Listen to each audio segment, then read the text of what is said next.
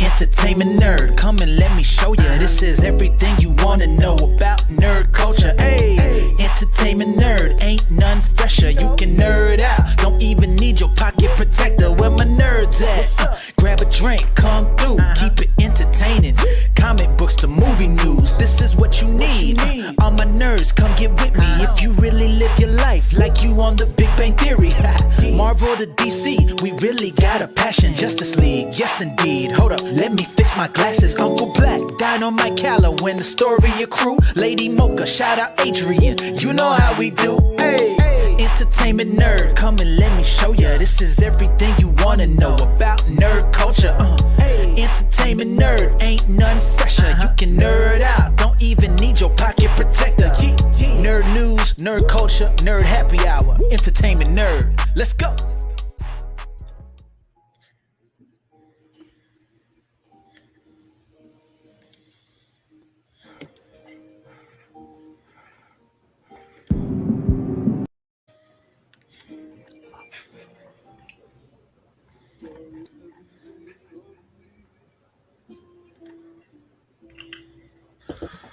What's up? What's going on, everyone? We were vibing. I was vibing, man. Oh, yeah. Can we take a hot minute to appreciate the awesomeness that was that fucking rap? Hell yeah. I've Shit was never dope. personally had my name in a song before, but I'm here for it. Hell yeah. That shit was awesome. Dude, Let me who take was- a minute and let me fix my glasses, man. Yeah, right. Woo! Mine are kind Who of was, plastered to my face, right? Yeah, who was that anyway? Yeah. We need to show some big ass love to that writer That would and be- creator. That'd be a local friend of mine. His stage name is Barson, like B-A-R, son, Barson. Nice. Word. And he has been watching us for a bit and actually is a fan and decided, you know what? Let me put my hat in the ring and let me show some love. That's freaking dope. Hell yeah, man.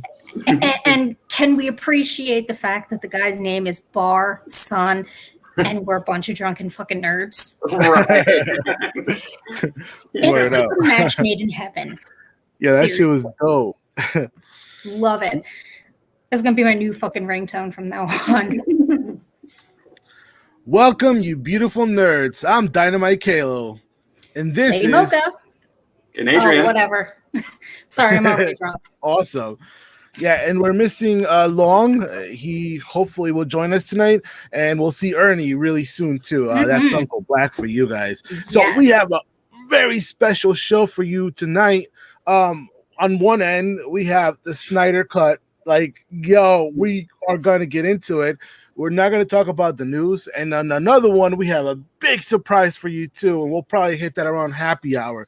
So Yes. pop those bottles and let's kick back. Snyder Cut is here. Thursday, March 18th. Made it happen. Let us know in the comments how you feel. Adrian, yo, I don't even know where to start, man. Man. Yo, Man. I don't know where to start, man. I don't want to sound like a fanboy or like listen, it's just night and day. You know what I'm saying? That shit had me feeling things that I was not prepared to feel. Right. Yeah. I was not prepared. Not prepared at all. I just have to say, I had to change my pants like 5 times. It was... Ooh-wee. So some of you older fans, and by older, I mean y'all been with us for a hot minute, know that I'm particularly vocal about things that are hyped up for an extended period of time, and how I tend to say that I'm not feeling it, and then I watch it, and I'm it right there turns with out that her, I am feeling it a little bit more than I thought I would. WandaVision. So I was like, you built this up really big. Don't let me down. This was the one time I was really hoping that I was proven wrong. Yeah. Yeah. Dead wrong. Dead wrong. Thank you for joining us, Morgan. I really appreciate it. Yes. Yeah. Thank you, Morgan. Rabbi Yes. Roo. FPS Gus. R.I.P. FPS. Yes. Thank you so much, because this was going to be, what did I call him? Did I call him? What did I call him? Did I not call him Doug? These. Oh! I thought you said what I call him. I was like, I don't know. Oh no, I thought you said because I said R.I.P. FPS Doug, and I thought, did I mispronounce Doug already? Jesus Christ, maybe I should know mine. Yo, I'm right there with you, man. So how do we tackle this beast, though? How do we tackle it? Do we let's just start talking? I think, okay, why don't we categorize it, right? So, like, let's talk picture, right? Let's talk picture.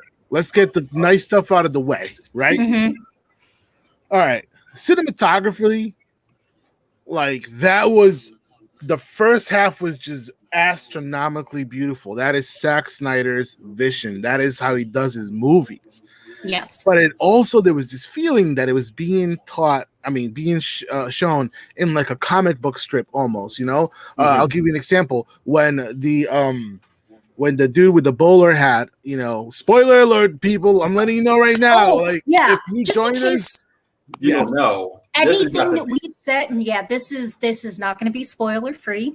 We're breaking the whole goddamn movie down. That's the right. whole thing.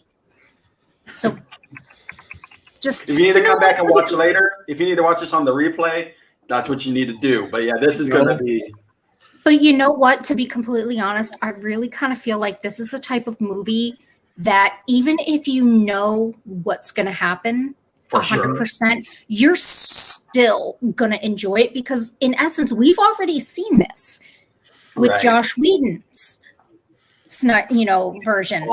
But that's right. You still were anticipating. So I think that no matter what we say and whatever tea gets spilt, people are still going to enjoy it because they're going to see things that maybe we didn't. Right. And, I'm kind of looking forward to seeing it, watching it again to see if there's anything that I missed. Now, speaking of like things that are obviously different, right? Like can we talk about the night and day between Wonder Woman in here and Wonder Woman in Wonder Woman 1984? This is how she's portrayed. That's one badass bitch in this movie. Yes. She's a warrior in this thing. She is. She was like, you know what? I'm done with this shit. She was done with it. She wasn't having any of the bullshit. She was kicking their asses. And, I don't care what anybody says. I think somebody may know what I'm talking about. There's no fucking way any of those men survived. Nah, she killed him. Yeah. She killed him. Yeah. She's a fucking Amazon and she throws you into the wall that hard. Nah. Yeah. Right. Nah. Oh, that blast. That blast. Oh no, he's dead.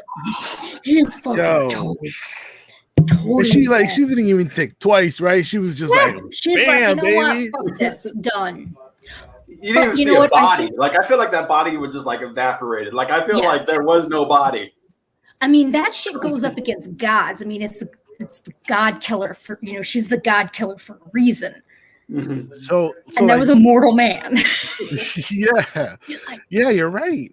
And think about this, right? So Patty Jenkins gives us this Wonder Woman that's empowering and sweet and love and falls in love and all this warm, right? And we see her beat up a couple dudes, but mostly she kind of stops them, right? The same way Batman kind of just disarms, he doesn't kill people, But in this movie, we saw a Wonder Woman that's yo, I got to do what I have to do to survive. We gotta keep this world going. Exactly. Go ahead. I think I was going to say, I think in the moment when she did what she did, she realized this guy's not going to stop. Right. This guy's going to keep doing this. And you know what? He was getting ready to kill a bunch of innocent kids. This guy, obviously, there's no reasoning with him. There's no getting through to him. There's no rehabilitating him. He's just done. Long is joining us from Manhattan on YouTube. Nice. Good shit. Thanks, what have dude. you missed? We just started. You haven't missed much, actually. Yeah, haven't missed much. But So does that, do back to Wonder Woman? Does that make her a murderer? Do you think? Look, like, I don't think so. I don't think so. I mean, in the definition of the word, I guess, right? Yeah. But like Shawna was saying, like he wasn't going to not kill those kids, right? Yeah. Right. And if you, sorry, go Adrian. And like, yeah, could she have like lassoed truth to him or something like that? I guess you can argue she could have, and like she could have like kept it from like lasso truth the gun out of his hands or something like that. But I think it goes to the thought process of some people are not worth saving. Yeah. I mean, look at the first guy she lassoed with her truth. Mm-hmm. He was telling the truth, and truthfully, he was like, "We're just gonna fucking blow some shit up. We don't give a shit, Right. and there's nothing you can do to stop us." And it's like, so I think in that moment, she knew there was no reasoning because Amazonians, they have that creed where you don't kill if you can disarm, you don't disarm when you can talk. And she knew in that moment that there's no talking, there's no reasoning to these people. Their method and desire to do stuff is strictly evil. Yeah. They gotta go. It's there's this okay, so I don't know if any of our fans or any of us I watched the first episode of Falcon and Winter Soldier. All right. And I haven't seen that yet. I won't talk about it. You can talk about it if you want. No, I want everybody to see it first, and like so this way we can really get into it. But there's one line in there that like really like got me thinking like, yo, that's kind of like what the what the bowler hat dude and his gang were saying. I don't know if he actually has a name, but that's kind of what they were saying. They episode is like halfway through, and one of the guys says to them, there are people who want no borders in this planet, in this world, no borders at all. And I thought about it. I was like, yo, that's kind of right. Like we, as countries, we all have borders, right? Mm-hmm. And in Justice League, when Diana has him on the, with the lasso, and he's like, we just want to bring the old times kind of back, like we like insinuating you don't want to have borders. You want it to be like it was before, kings reign over the people and shit, mm-hmm. But like the Dark Ages, right? You wanted to Hamilton this shit. You wanted to Hamilton it up. Yeah, there are. You put that in real life, and like, yo, like there are people who like really want to like have no borders. Mm-hmm. So those kind of people are not worth saving. Like you have to do what you got to do. You know what I'm talking about? Like exactly. Diana was that. Yes, she and I think people should have known what was coming when she was on the top of the statue of Justice. Justice, yep. She was literally standing on the scales of justice. She was going to be the judge, jury, and executioner. Yeah. Yep. That was it. She was like, all right. It's supposed to be Dark Side. Okay, I can kind of see where he's getting to that, because Dark Side, what he wants is to conquer everything and make everything look like his home planet. Oh, the idea is a Dark Side. Okay. Right. So we kind of have it's foreshadowing what Dark Side's plan is for the planet. To have everybody just kind of follow blindly. Yeah. The demon things. Mm-hmm. Along with him. Right.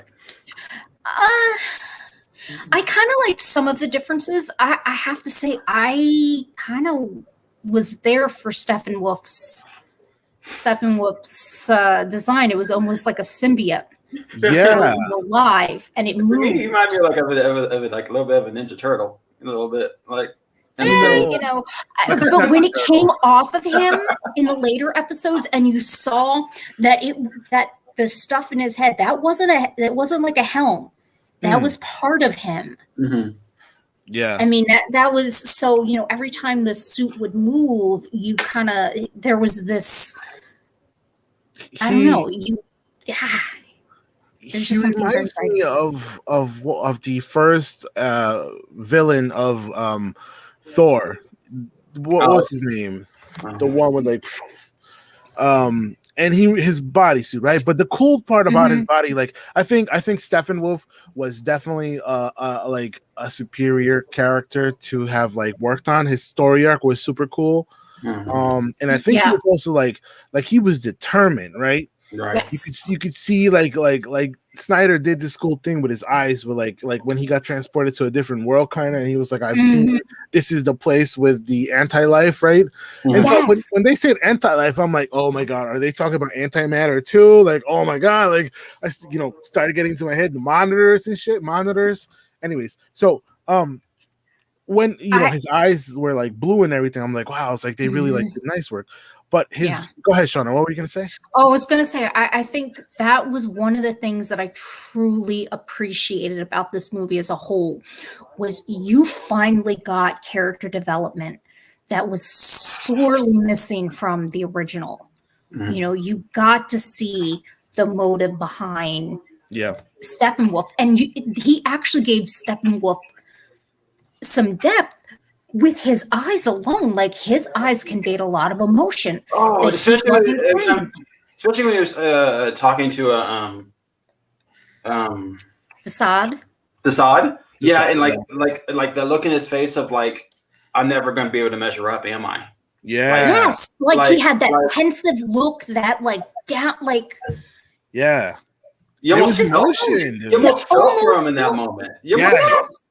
Yes, you're like, oh man, dude's just trying to win favor back on from his master. Jeez, right. Cut the guy some slack. And he's like, no, and there's like, you're far from done. You 50,000 more worlds or wherever, and the look on his face was just heartbroken. It was just like, and like I truly, when you have CGI characters or characters who are in full prosthetics, being able to convey emotion with the eyes is critical with building your connection with the character. I don't remember anything about Steppenwolf from the original. Me either. I remember him now. Yeah. Like the only thing I remember of Steppenwolf was the fact that I was disappointed because I originally thought it was Big Barda, because of the helm that he had. Yo, that's my girl, yo. That was the only thing I remember about the whole goddamn thing from the first movie. But this time he's memorable. All the characters now are memorable to you. Yep. You know what else is memorable to me? What? Flash and that hot dog, yo. Oh man. Like I was waiting for him to eat it, knowing how much of a black hole of snacks that he is. But the reason I bring that up is like the Flash had so much like character in this one. Like he was a lot more fleshed out in here. Yes. Yeah. Like and I loved it. Foreshadowing on his part, because you're like, what the shit? Why does he have why did he put a hot dog in his pocket? Like, what the shit? But then he's like sitting there, it's like, this motherfucker knew. Yeah.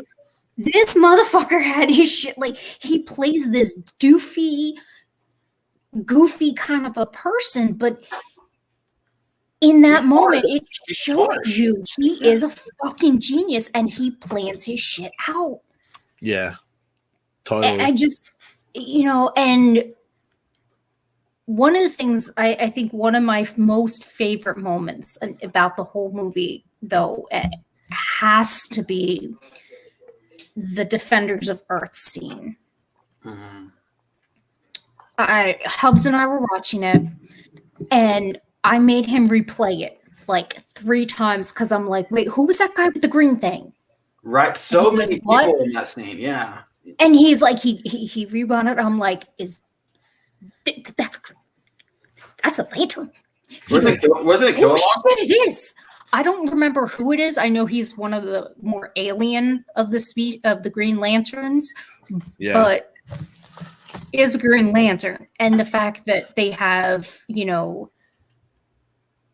Ares, Zeus, Athena, the that was like Lord of the Rings battle type epic shit. I was there for it. I was like, I teared up. I cried. The Green Lantern remind me of old school, maybe a low, a early generation of Tomari. If any Green Lantern fans are out there, you know what I mean.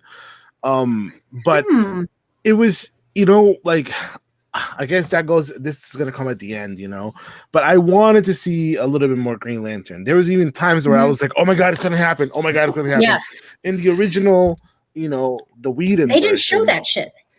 Yeah, they show Albert holding a cup in a green light, a green hue, and I was like, "Oh god, like it's gonna be," And in this one, it was actually Superman coming down, and I'm like, "Wait a second!" I was like, that whole shot was like. It wasn't even Green Lantern-ish, but it gave you the feeling like, oh, they're going to meet Green Lanterns, Yes. But, yeah. But I like how he hinted with when his hand got cut off and the ring flew away.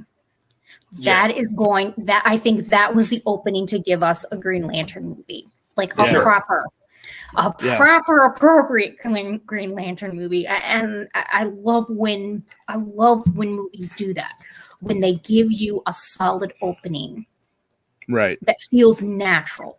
I mean, the guy's hand got cut off. Green Lantern lore. That the ring's not going to stay on the dead person. It's going to go find its next, core member, and there it went. Now we're just like, okay, where's it go? Where's it go? Where's it go? Now, how did you feel, Shawna, about when you saw, like, I guess it would be like Mankind throw the axe to Darkseid's like head, and kind of like it kind of reminded me of Marvel's first. I thought that was Ares. It might have been Ares. I'm not sure because it looked like a Viking hat with Oh, hold up. Hold up. Wait a minute. Let me put my. What up, Uncle? What up, Uncle? People? And I'm Uncle Black. That's right. All right. So where are you guys? We're kind of bouncing all over the place, but yeah. But right now we're talking about the Defenders of Earth scene. All right. But I thought he was Ares because if you notice, all of their Zeus, Athena, and Ares. That's what I'm calling them. Ares. They had their arms. Were glowing. All of them had one of their arms glowing, which I believe, and they were like so much taller than the humans. Yes. So to me, that lent that they were the old gods. Yes. So when she said that it was Zeus, his son Ares, the god of war.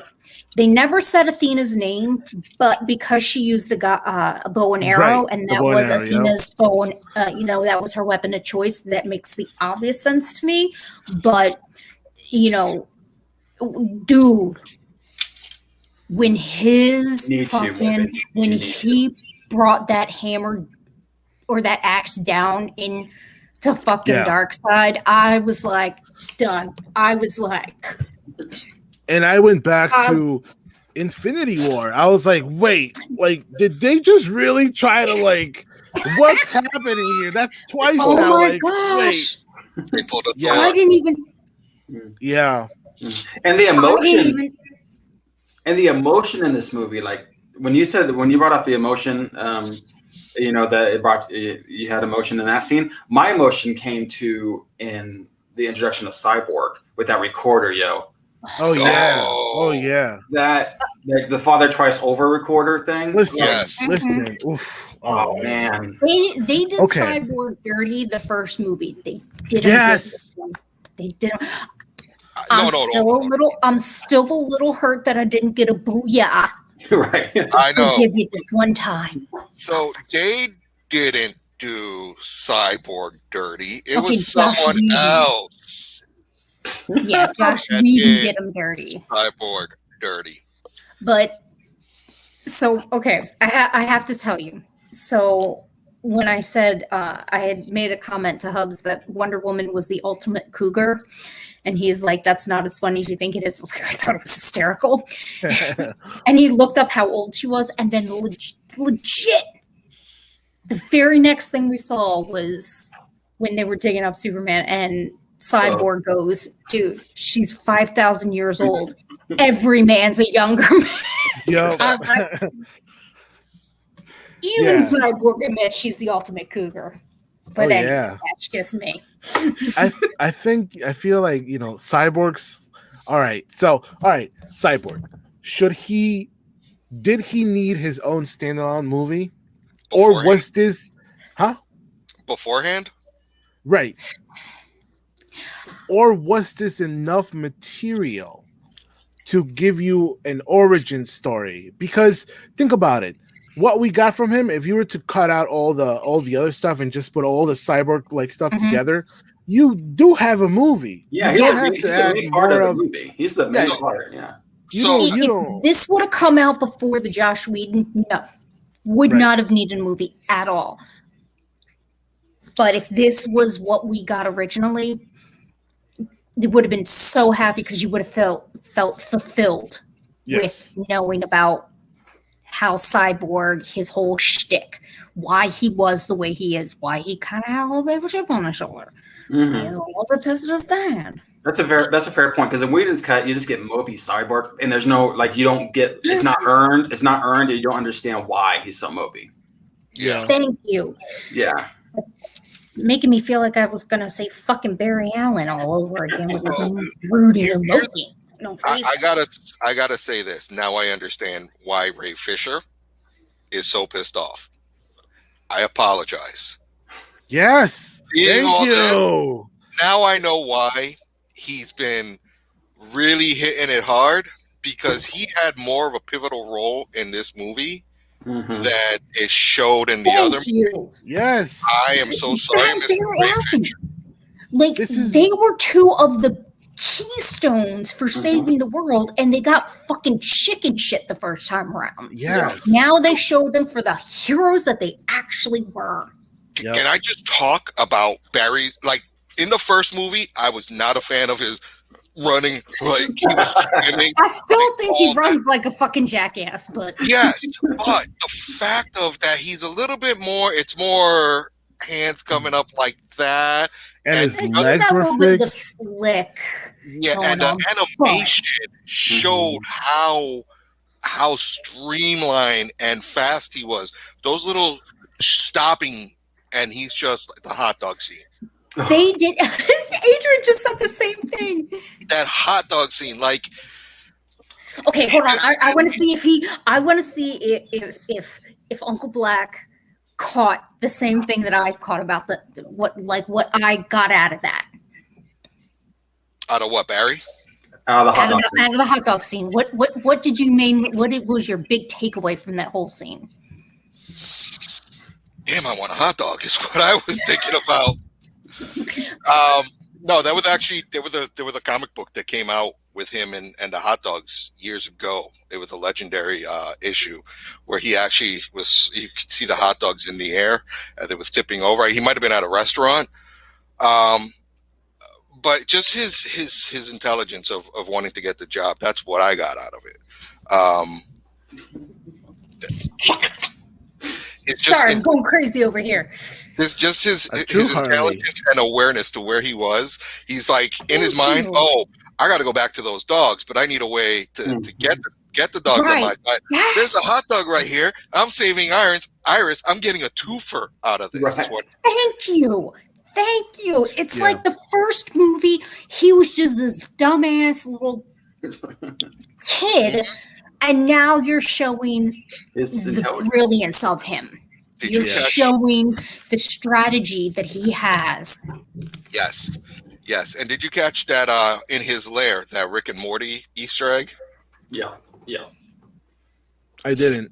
Oh, man. It was like a fan or something. See? This is what I'm talking about. This is why no matter how many spoilers we give, people are still going to want to enjoy and watch it again, because they're going to go back and be like, wait, there was a Rick and Morty shit. Like as a whole, it was just like we break it down to Cyborg. Back to the fact that could Cyborg have had his own movie? Yes, he could have, where we show the relationship between his mom and his dad. If they did give us that aspect leading up to the accident and his dad rebuilding him, and then that they would have needed to have done that, filmed that movie at the same time they were filming Batman versus Superman, so that 3 months later you get Cyborg movie that comes out. That Cyborg movie gives us. They would have needed to literally have worked on if they were going to do standalones, they would have needed to have worked on every single movie simultaneously so that it's a movie drop, and then Justice League.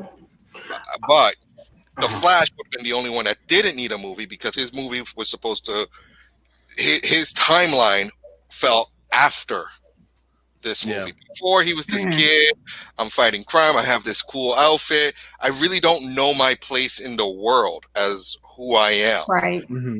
After this movie, we see this growth that he is now Barry Allen. I am the Flash. I am the world's fastest man. He got the job in the criminal, forensics department, all that other stuff. His motives are trying to save his father and trying to get his father released from prison. And I totally agree with you guys. I think that the Cyborg story told in the Zack Snyder's Justice League was enough if it stays canon. But if it's not canon, then we need a Cyborg movie. Yeah, absolutely. I would not mind if they did a Cyborg movie that kind of enveloped Teen Titans as well. Yeah, I was going to say. I think that would be a really great segue to bridge, because if people, if they were afraid that, well, is there enough material and content for a standalone Cyborg movie because of everything that came out during the Snyder Cut version? But let's face it, if you have a standalone Cyborg and then kind of meld that in with the Teen Titans, or I think that you have a potential there to give him that standalone movie. And as much as I hate to say it, they've done that kind of stuff before where he wasn't intentionally, like they gave Harley Quinn her own movie, but it was really the Birds of Prey, but not really, but kind of. So let's face it, just give Cyborg his own movie. Homeboy deserves it, and we want a booyah. Well, I think one of the original plans was it was going to be a buddy cop type of movie with Flash and Cyborg. Was one of the original plans. No, I want it to be with him and Beast Boy. Let's face it, they look so good together. That's the best duo. Yep. Yeah. Beast Boy's a vegan and Cyborg is like, I want a burger. What the fuck? Are you trying to feed me? It's perfect with the pizzas and buddy cop. Yeah, we're giving away free shit here. I think Cyborg's story also, like when he's driving in the car and his dad didn't show up. Yes. And he turns to the window and his mom's like, "Honey, it's okay." And he turns around and he's crying. Yeah. I think that I just want to comment real quick, like, that's exactly what it's like to feel, to grow up without a dad being there, Mm-hmm. Yeah, when you have the absentee parent. Yeah. And whether, he's always working or he, or whatever the situation is between him and mom, whatever. But I think that in real life, we kind of mask it a lot, and in this movie, they really showed it because you needed to really feel why he didn't want to talk to his dad. And it all led to that recorder where he crushes it. It's like, yo, I felt that. You're like, oh. But the fact that he still tried to protect his dad, and then he restored it and to listen to it because he is like, yes, I know he did fucked up shit, but he's still my dad. I need to protect him. Like, yep. I think that kind of shows the core of most people who are just like, no matter what, if you had superpowers, there would still be that primal urge to protect your loved ones, yes. No matter what they do, no matter what you may think. And true. Yeah. Seeing him cry though. Oh, we got a fan that wants to join us. Minerva for. Minerva for. We know who this is. Minerva. I would say have them email us, and we'll email them the code. Yeah, email. Yeah, send us an email real quick. Emails are in the description. But yeah, so it was, and there was. And just like there was enough material to like connect them to the motherboard, to the the mother boxes, and it was just enough to make him kind of like an ideal character to kind of also lead. We got to see him like conquer his fears. Yes, we saw him grow. We saw They gave him, by connecting him to the mother boxes, they gave him a reason to fucking be there. Yes. Like, again, the fucking Joss Whedon person, they did all of the characters dirty.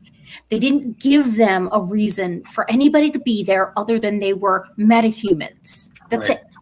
That's the only reason they were there. But now they found, that Barry Allen may have special powers, and then, well, we're just going to see what's going on with this, cyborg guy, and then realizing that, no, we really did need him. We could not have done this without Cyborg, and we could not have done this without Barry Allen twice. And not only that, but they, in this movie, they all have stakes. They all have a reason to be a part of the team. Right. They all, like with Cyborg, it's his father, right? Mm-hmm. And with Wonder Woman, it's what happened. What happened with Themyscira, etc. They all have a reason of wanting to end Steppenwolf. Right. Not only that, save the world at the end of the day, right? Because you don't know what's coming, but they all had a grudge against him. Right. A reason to say, you know what, fuck this guy. We're hitting him hard, and we're taking back what's rightfully ours, which is Earth, and we're going to show them that we can work together. I really enjoyed the fact that they showed a little bit more of the internal conflict between all of them. Like, it wasn't as like, the first version, there was like, I don't know if we should bring him back. This really kind of showed that they were really split 50-50. They were split solely down the middle on whether or not to bring Superman back. And to sit there and think that the only reason that it happened was because Barry misheard something. I caught that. When Cyborg was like, he started having second thoughts, like, I don't know if we should do this, and Barry's like, wait, do this? Okay, I'm going. Yep. And it's like, that right there was like, holy shit. I like how they came to realize how they needed and the cause and effect of the mother boxes. Originally, it was like, all right, Bruce Wayne's like, we got to bring him back. This gave us more reason they figured out the mother boxes were scared of him. Thank you. That they were there, like right from the beginning. That yelling, that and it ripples. The effect that it had. When I first saw that, I'm like when that's the first thing, you're just like, what the shit is this? Like, you have no idea how big of a moment that is until until you get into that thing where they explain, you're like, oh shit. I had it the minute that first mother box went off, because that night I had watched Batman versus Superman. Right at the very end, you have that comment by Lex Luthor. They're coming. They've heard you, and you can't take it back. Ding, ding, ding, ding, ding, ding, ding, ding, ding, ding, ding, ding. So then I watched that opening scene, and I'm like, that's it. That's the yell. And then that's what they heard. I was like, holy shit. The mother boxes woke up because Superman died. Yep. Or woke them up with that screen that went planetary. Holy shit. I think it was, I definitely think it was more they heard the scream, knew that was his death, and were like, okay. No more Kryptonian. No more Kryptonian on this planet. Yep. Time to go. Exactly. Yep. And it's just like, it makes sense for him to say they heard and you can't take it back. Yep. Yeah. They heard him die. You can't take. Well. Yep.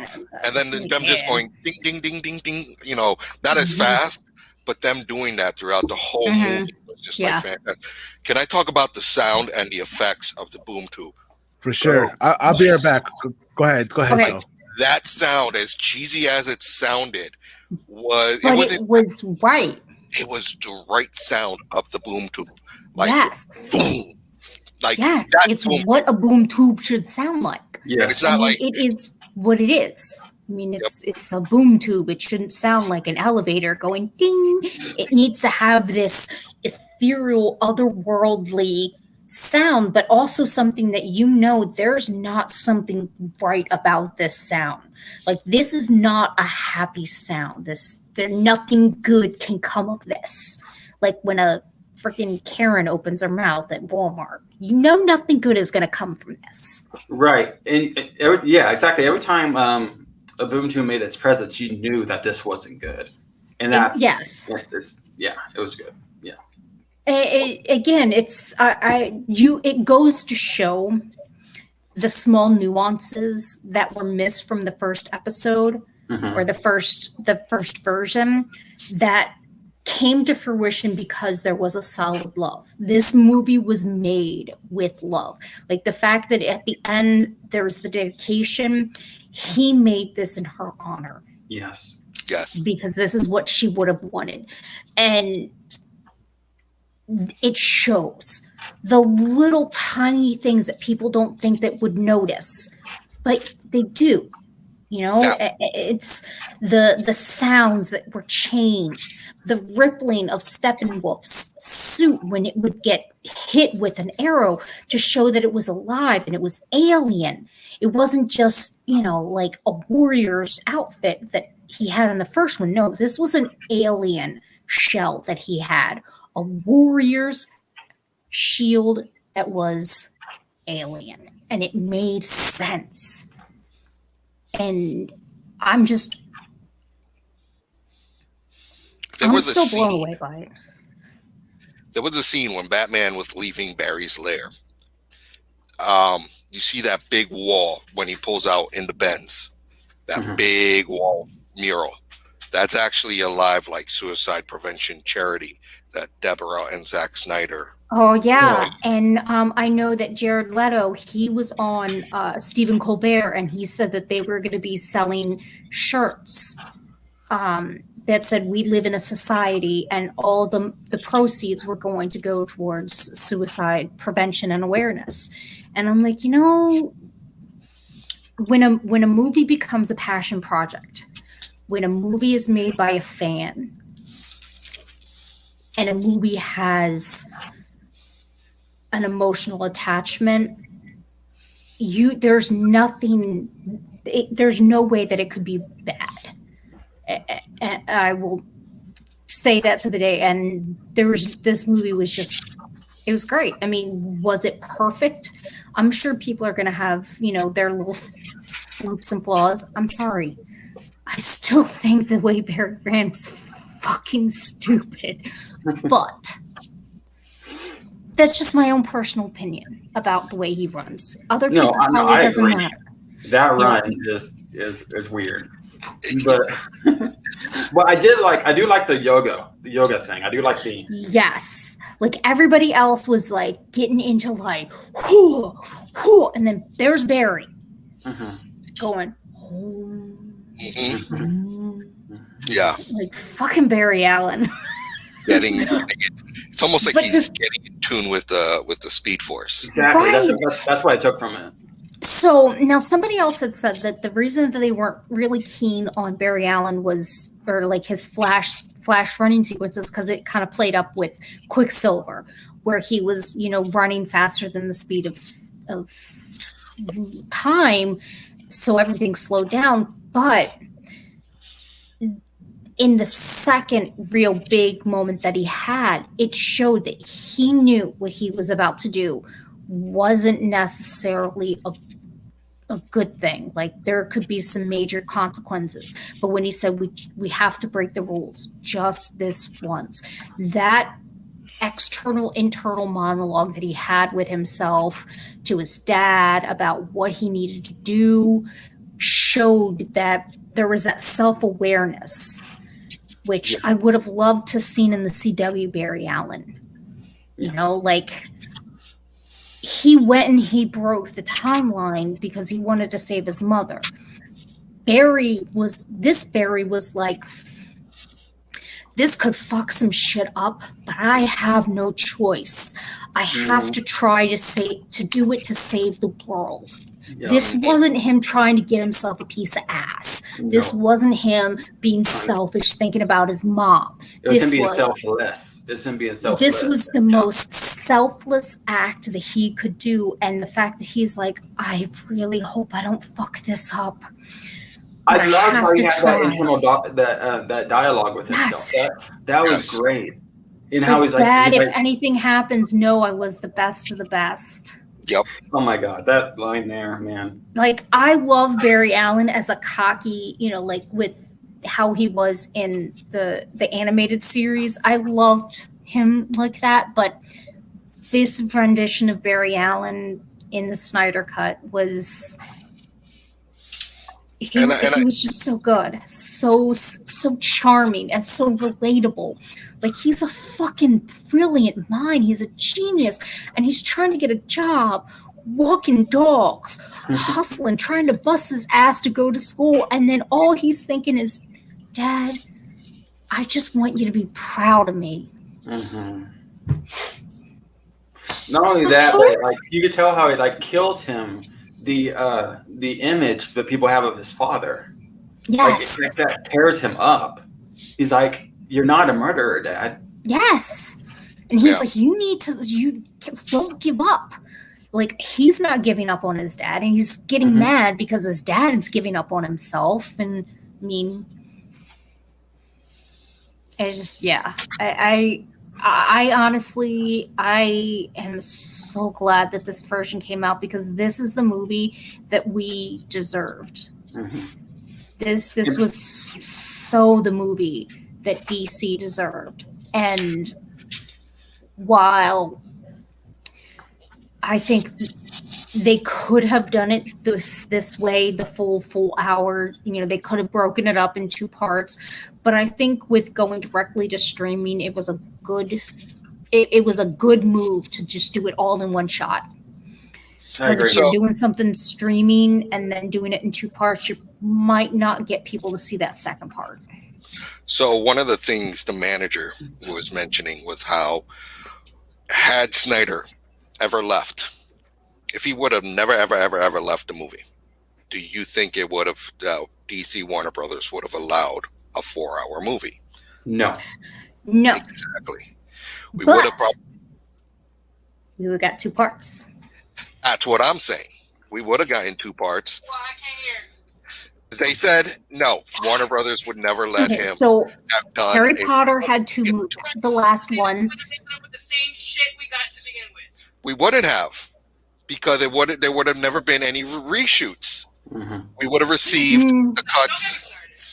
So she's one of those that thinks that this was an unnecessary movie, that we are putting. I never said it was unnecessary. Okay, so I think the movie would have there would have been at least 4 hours of content. To do everything the right way, it would have been at least 4 hours total. Would it have been one continuous movie? No, I don't think it would have. But let's look at the history. Lord of the Rings was a goddamn trilogy, and it was a continual trilogy. It followed, like it stopped, and then it started. The last Harry Potter it stopped, and then it started. Yeah. So why couldn't this one do it? Other movies it would have, and it would have killed, because how deep they went into these characters, how much they actually, like, we all know that I feel like Marvel has done a much better job of creating an emotional connection with the characters that a lot of DC movies just don't seem to capture. This movie captured and created that emotional bond, that connection with the characters. So people would have camped out for the second one, because now they were invested. They were emotionally invested. Right. Like I could have seen this one like ending after like chapter like 3, and that'd be like some scene in chapter 3 is your cliffhanger, and then part 2 would have been like 3 through 7 or 4 through 7 or whatever. Yeah. So I could definitely saw that being the case. They weren't going to release a 4-hour movie though. No, maybe we may have gotten that on a director's cut. I could possibly see that may have happened. Maybe.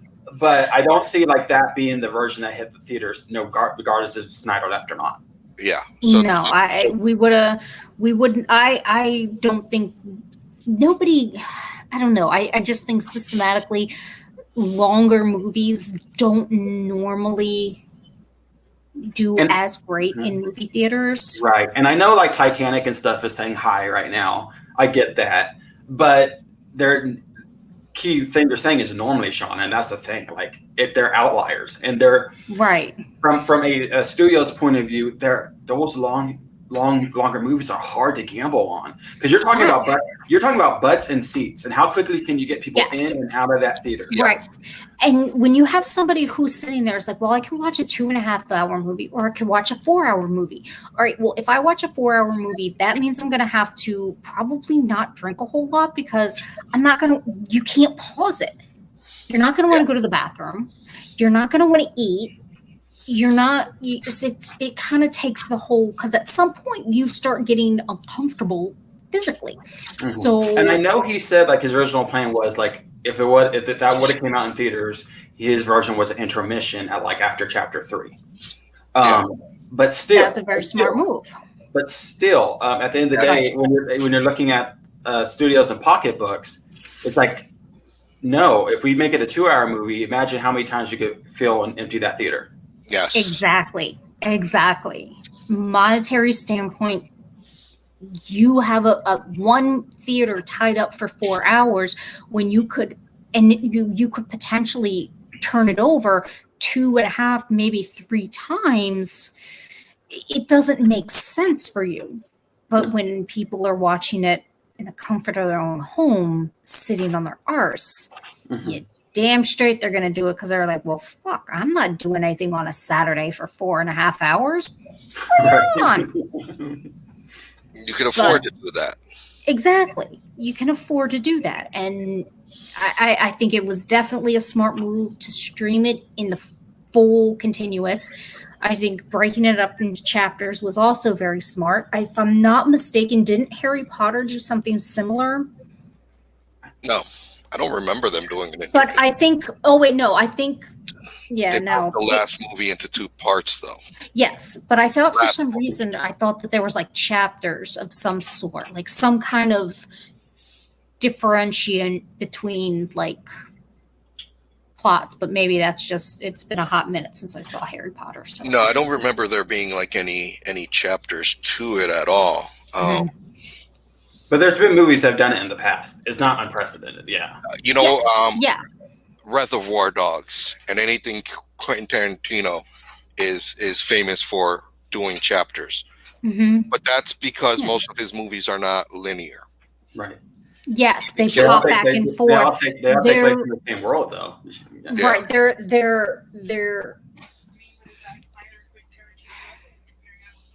within the same circle, but they're not in one straight line. It just kind of bounces all over the place like a big old. We're not comparing apples and oranges. No, they're apples and oranges. So they're on the same level? No, they're apples and oranges. Right, so then you can't. they're both fruits, but they're just different types of fruits. We can put a Justice League movie into parts. No, we're not talking about. We're not talking. You should be listening and watching. I can't because I'm on a delay and it sucks. And you guys don't pay attention to the chat. What we were saying, what I said is we were saying. Now hold up, wait a minute. Now wait a cotton picking. Wait a minute. What we were saying. Now listen. Wait a minute. Is what we were saying. Wait a minute. Hey yo, mama. We can't hear you. You gotta come over here. Come on, pop off. Let's go. All I see on is a her side moving note, her did head. anybody get any email from the guy who wanted to pop on? Yeah, I think we dealt with that. Yep. Okay, cool. And yep, we have another fan coming on pretty soon. Okay. Pretty awesome. Yep. His name is Doug. Oh, like wait, was it Doug? I thought it was the B Maroov TLC. He just somebody. He's a nice person. Yeah, I talked to him. But yeah, we have Doug coming on now. Like Doug from our cat Doug? Like FPS Doug. Cool. So before I got here, did you guys do this even though he's not here? No, we wanted to wait for you. We'll do it after happy hour because I have a question of how we count it. Oh, yeah, that's a good point. I guess it would be. Do we hit the reset button? Wait, what? Why would we hit the reset button? Well, I guess they're gonna have to watch after happy hour. But really quick, do you guys talk about this? Oh, not yet. No, we have not talked about that. My man. Dude, and there's the whole background story of why we got this. Okay, all right, pop off. Let's go. Not this. Right. So. But we kind of got. We did get. Well, we got a not that one, but we got. Yeah, we did. We got that one. We got that one. Get that one. Okay, oh, yeah, I couldn't tell. He just wasn't living. Mm-hmm. Well, yeah, he got killed. He got his. Yeah, they took his hand, and yeah. Oh no! But he was in there for a hot minute. Later on so you had the first Green Lantern that started a movie. Later on, there was like a nightmarish scene where there was a dead Kilowog. Yes. Oh, I didn't notice that part. Yes. I just remembered seeing when they were fighting and his hand got cut off and the ring was like. No, that was the first Sector 2816 Green Lantern or an original, more, and I can't remember his name right now. But later on in the film, we did get a dead Kilowog. Yes. Oh, I'm gonna look at that. And apparently, I'm dead too. No, that was not happening, sir. Yep, you're dead too. Yeah, but the whole reason we got a Martian Manhunter more focal point in the movie. So Zack Snyder originally wanted to put John Stewart, Green Lantern in the movie. Mm-hmm. Warner Brothers shut that shit down and said no. Because of the show coming up. Because of the show and the movie. More of the show. So they said, all right, you can go with Martian Manhunter. Well, we put Ben Affleck in a movie and then he turns out to be like, what the fuck, and doesn't do the second part, and you guys... Did you just fucking do that? So she's complaining about the fact that they called Bruce Wayne the Batman, which I had to explain. And then you got the Robert Pattinson movie, The Batman, coming out, and I had to explain they're two different things. Well, no. They are now. But the fact is that they were referring to Bruce and Ben Affleck as the Batman was because of the Batman movie was supposed to be his, and then he decided to leave.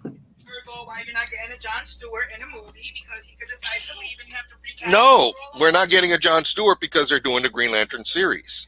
We got a request from the fans. They want more of Auntie Black. Let's go. Oh shit! They want more of you. Oh, hop on. I'll send you the invite. Get on your face. We're gonna get her on the show. Let's go. Oh shit! The fans are requesting Auntie Black. Well, that's her new. So the manager has a new nickname. I like it. She's saying no. That's not my name. Yeah, she's going straight Auntie. Let's go. So that's why we got. We're gonna email it to you. So the reason. God damn it! I lost my train of thought. The reason we got Martian Manhunter. The reason, it's basically they didn't want to have. They the fact that they're working on the Green Lantern series and movies, they don't want to step on those toes, but they should have let them done it because because they've already acknowledged multiverse.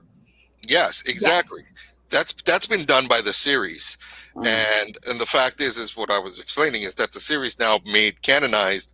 Well, Warner Brothers is still acknowledging Joss Whedon as a canon, and that's why this is on HBO Max. But I don't think so. I read an article today by Screen Rant, and it's basically what I've been saying this whole time: is that AT&T has got to step up. The money that this movie is making them, the fact that your director took no money on this to make his picture, his vision come to life, the fact that you have across the aisle directors from Marvel, the Russo brothers, saying, "Glad you were able to make your vision come true." It's gonna get this steam ball rolling, this big ball rolling, and AT&T is gonna step in and say, "Nah, Warner Brothers, we got this. You're making this all around Snyder and his vision of the universe." They're going to have to put the kibosh on Warner Brothers. They're going to need to give him the keys to DC Studios, and they need to a separate entity of DC Studios and everything under Zack Snyder. Now, you could still have your TV universes, your HBO Max universes. You can do your tie-ins, but this will work. The fact that there's multiverses, it will work. And if they're going to make this decision, they have to make it before Andy Muschietti's Flashpoint comes out, because you're going to still have to use Flashpoint to explain. Yes. Everything. Yes. Oh shit! Here we go. So I take it you didn't like the movie. Is that the vibe I get here? She watched it. I love the movie. Okay. The movie was everything it should have been to begin with. That is not my argument here. My argument here is I like to play devil's advocate with everything, right? Okay. So at the end of the day, there's no way in hell they would have allowed him to release a 4-hour-long movie. I know that. You know that. Everybody knows that. So at the end of the day, how did we know we wouldn't have ended up with the same shit we got to begin with? Because all those extra scenes, I feel, were necessary. I felt that it was necessary to know why the boxes reacted the way that they did. I felt that it was necessary to get into a little bit of the backstories of each of these characters. I felt it was necessary for Wonder Woman to go into the cave, because I'm coming from a non-comic book world. I'm one of those. Explain it to me. Not hardcore fan, but I'm the one that doesn't read the comic books. I get all of my knowledge based on what you guys tell me, what my husband tells me, what other people I know tell me. Right? So we would have gotten a 2-parter. They would have filmed it all in one they would have shot it and then released it as 2 parts. Because again, so then why do that and why get a whole nother director to begin with? The movie was basically done. Because he stepped down because of his his daughter. So he stepped down. So because he stepped down and Joss Whedon took over, Joss Whedon didn't want to use any of his shit. He wanted to do it himself. So he shot his shit. Same fucking thing. No. It was the same thing. All of those extra things. It was extra scenes. Right, but all of those extra scenes were the things that Joss Whedon didn't do. He left them out because that's what Jack But he didn't. That's what Snyder wanted. To me, it didn't look like he reshot or redid anything. It's something that could be clever editing. He cut it the way he wanted it to look, but at the end of the day, it was originally filmed that way to begin with. But it wasn't. Exactly it was same. only It has extra scenes in it. Well, that was the thing, is it wasn't completely finished. Snyder didn't finish the movie. Okay. Snyder only got so far. I think like a when quarter Josh of it Whedon, is what he said. Right. Yeah, but no, it had to be more than that because he only filmed 5 extra minutes. Oh, Jesus Christ.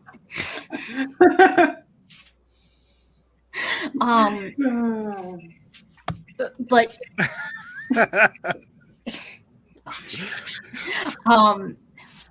he didn't get, it wasn't completely finished. So but I thought they said that Snyder reshot quite a few scenes and re-edited. No, only 5. He added a lot. 5 minutes were added. 5 minutes were reshot. He had it.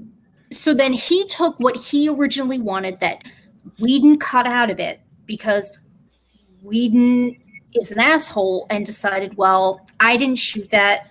That's not my movie. I'm going to reshoot and do everything how I want it. Hence why it was in that 4:3 ratio of a movie, because that's what he wanted originally. Hence why some of the scenes, the graphics weren't that great. Like I was like, you're talking about Shrek Superman. Yeah. But Dude, it was like one of those. Even Hub said he was pissed when Superman came back and he wasn't in the black suit. Yes. In Whedon's. He's like, what the shit is that? I'm so mad that I missed that because someone decided that they wanted to come home at like 10 o'clock at night and watch that shit, and I fell asleep halfway through it. I watched the next half on my own the next morning, but I was because I know he like basically creamed his pants when he saw that shit, and I was like, I wish I would have seen that. Like I nearly did, and I was just to know how excited he would have been watching it. And I was like, oh see, God, so and that was why we needed this movie and why it needed to be 4 hours, was because basically we got a watered down Tang version with Josh Whedon, and fucking Snyder gave us goddamn fresh pressed orange juice, the real good shit. That scene where he oh my God, that Superman revival part where not even the part where he comes back and shoots up into the air in the black costume. He paid homage to Richard Donner because in the original Superman, when he flies for the first time, you hear not only Pa Kent talking to him, but you also hear Jor-El talking to him when he takes his first flight. Yes. The fact that you hear Russell Crowe and Kevin Costner talking at the same time, I'm like, holy shit, you just paid homage to the... Yes. That's a fucking Easter egg. And I caught, and I'm like, my pants were fucking wet. And then you just see this in the sky. I loved it. I was like, dude, that's his two fathers. I was like... And I'm like... Ladies and gentlemen, seeing the suits, when they rolled his casket and the suits came out, and Barry's like, it knows he's fucking home. Yes. I was like, ladies and gentlemen, we have a guest for you tonight. It's one of our fans. His name is FPS Doug. Welcome. Welcome, Doug. Hi. Welcome, Doug. Nice having you on. Okay. Yeah. Oh, look, we're like the Brady Bunch with 6. Good. Clear. A lot better than having to type in there. There you go. True story. Yeah, so tell us how you feel about Justice League. Okay. I'm trying to get some things out, but anyway, it's hard to like stick with you guys chatting, but so I really did enjoy it, and I'm not a big DC fan to start with. Okay. Point that out. I kind of hated the first one, like the first half of the first, the Whedon version. Yeah. This was darker. I liked it. Even the scenes were shot darker.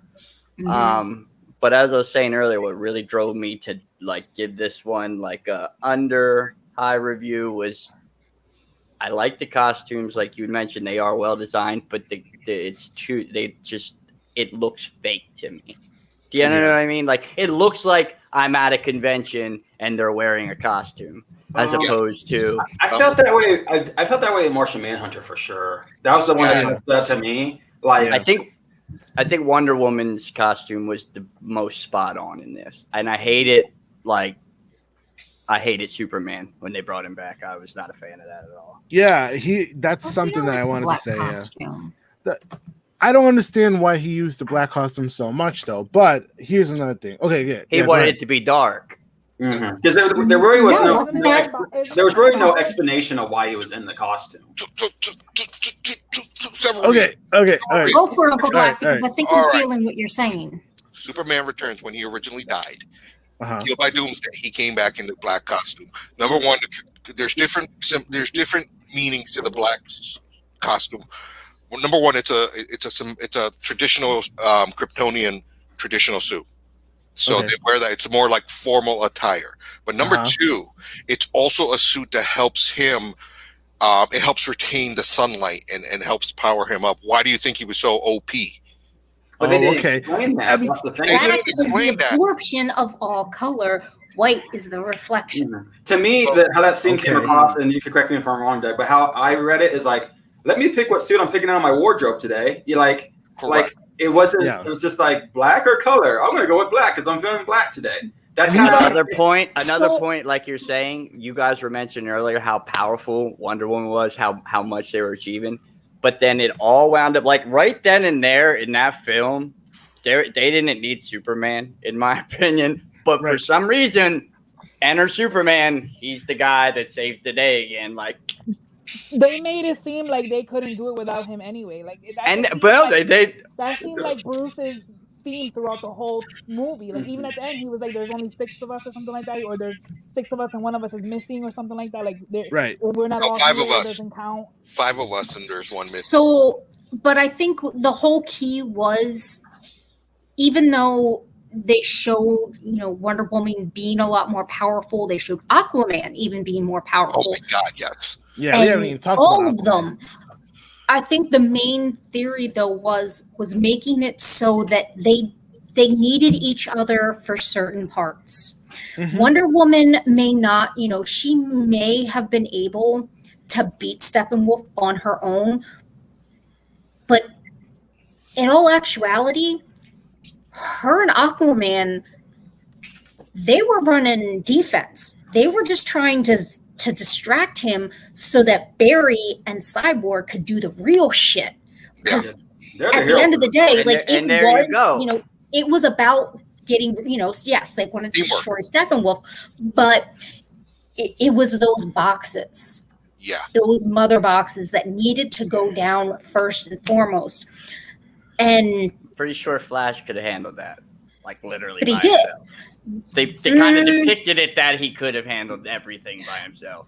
Well, I think I'm not. Hey, I know you obviously like that Superman. It definitely shows that Barry is a lot more powerful because even Hub said that he feels like once Barry got to that point where he was able to phase through things, like when the shockwave came and he wasn't affected because he phased through it. I was wondering if that's what happened. Hubs even said he's like, this kind of shows that he's actually more powerful than Wonder Woman is.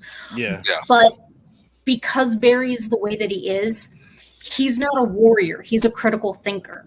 Yeah. He's a chess player. He thinks 10 steps ahead, thinking, okay, yeah, I could take this guy out, but while I'm doing this, how are we going to stop this box from synchronizing and destroying everything?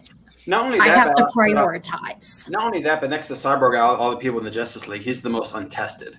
Yeah. So I don't think untrained. He flies under the radar. Right. Like I don't think this Barry in this movie fully knows what he's capable of. Not yet. I don't think so. No. Not yet. You're right. No, not yet. But he's like on the cusp of knowing. Yeah. What because about that? Again, when he phased through the shockwave, you don't really see him doing that. No, I don't know if he did it on purpose. I think because even he looked a little shocked when he was doing it. Because he was like, when he was saving Iris at the dog place or whatever he was Mhm. at, when he went through the wall, he broke it with his finger. He didn't phase through it, and then Ernie was like, Right. "Oh, he doesn't know how to phase yet." That makes sense. That So is, Right. those are really good Yeah. points. He didn't know how to Exactly. phase at that point. The first time that you actually see him phase is when they're in the Fortress of Solitude bringing back Superman, that he just ran through the wall. So he, even Oh, then, that yeah. was like, he didn't catch. He was like, yeah. Yeah, And it Right. they showed that in the Exactly. in the So when that shock wave comes at him, you see he puts his hand up, but it's not as a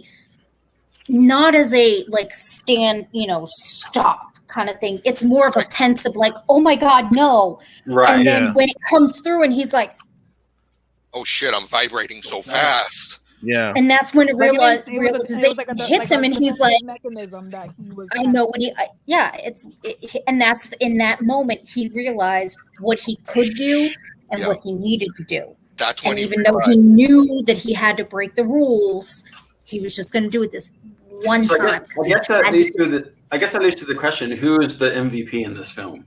Doug, who is the MVP in this film? It sounds like you're leaning toward Wonder Woman, right? Well, the No, paper, Barry the Allen. script says Superman. That's No. kind of my Barry problem Allen. with the I don't film. think there should be so. anybody. I mean, it's Alfred. No. Barry Allen with Alfred. a cyborg assist. Always is. This Alfred. always is. Alfred. The man behind the man is always the. It's Alfred. He does make a mean cup of tea.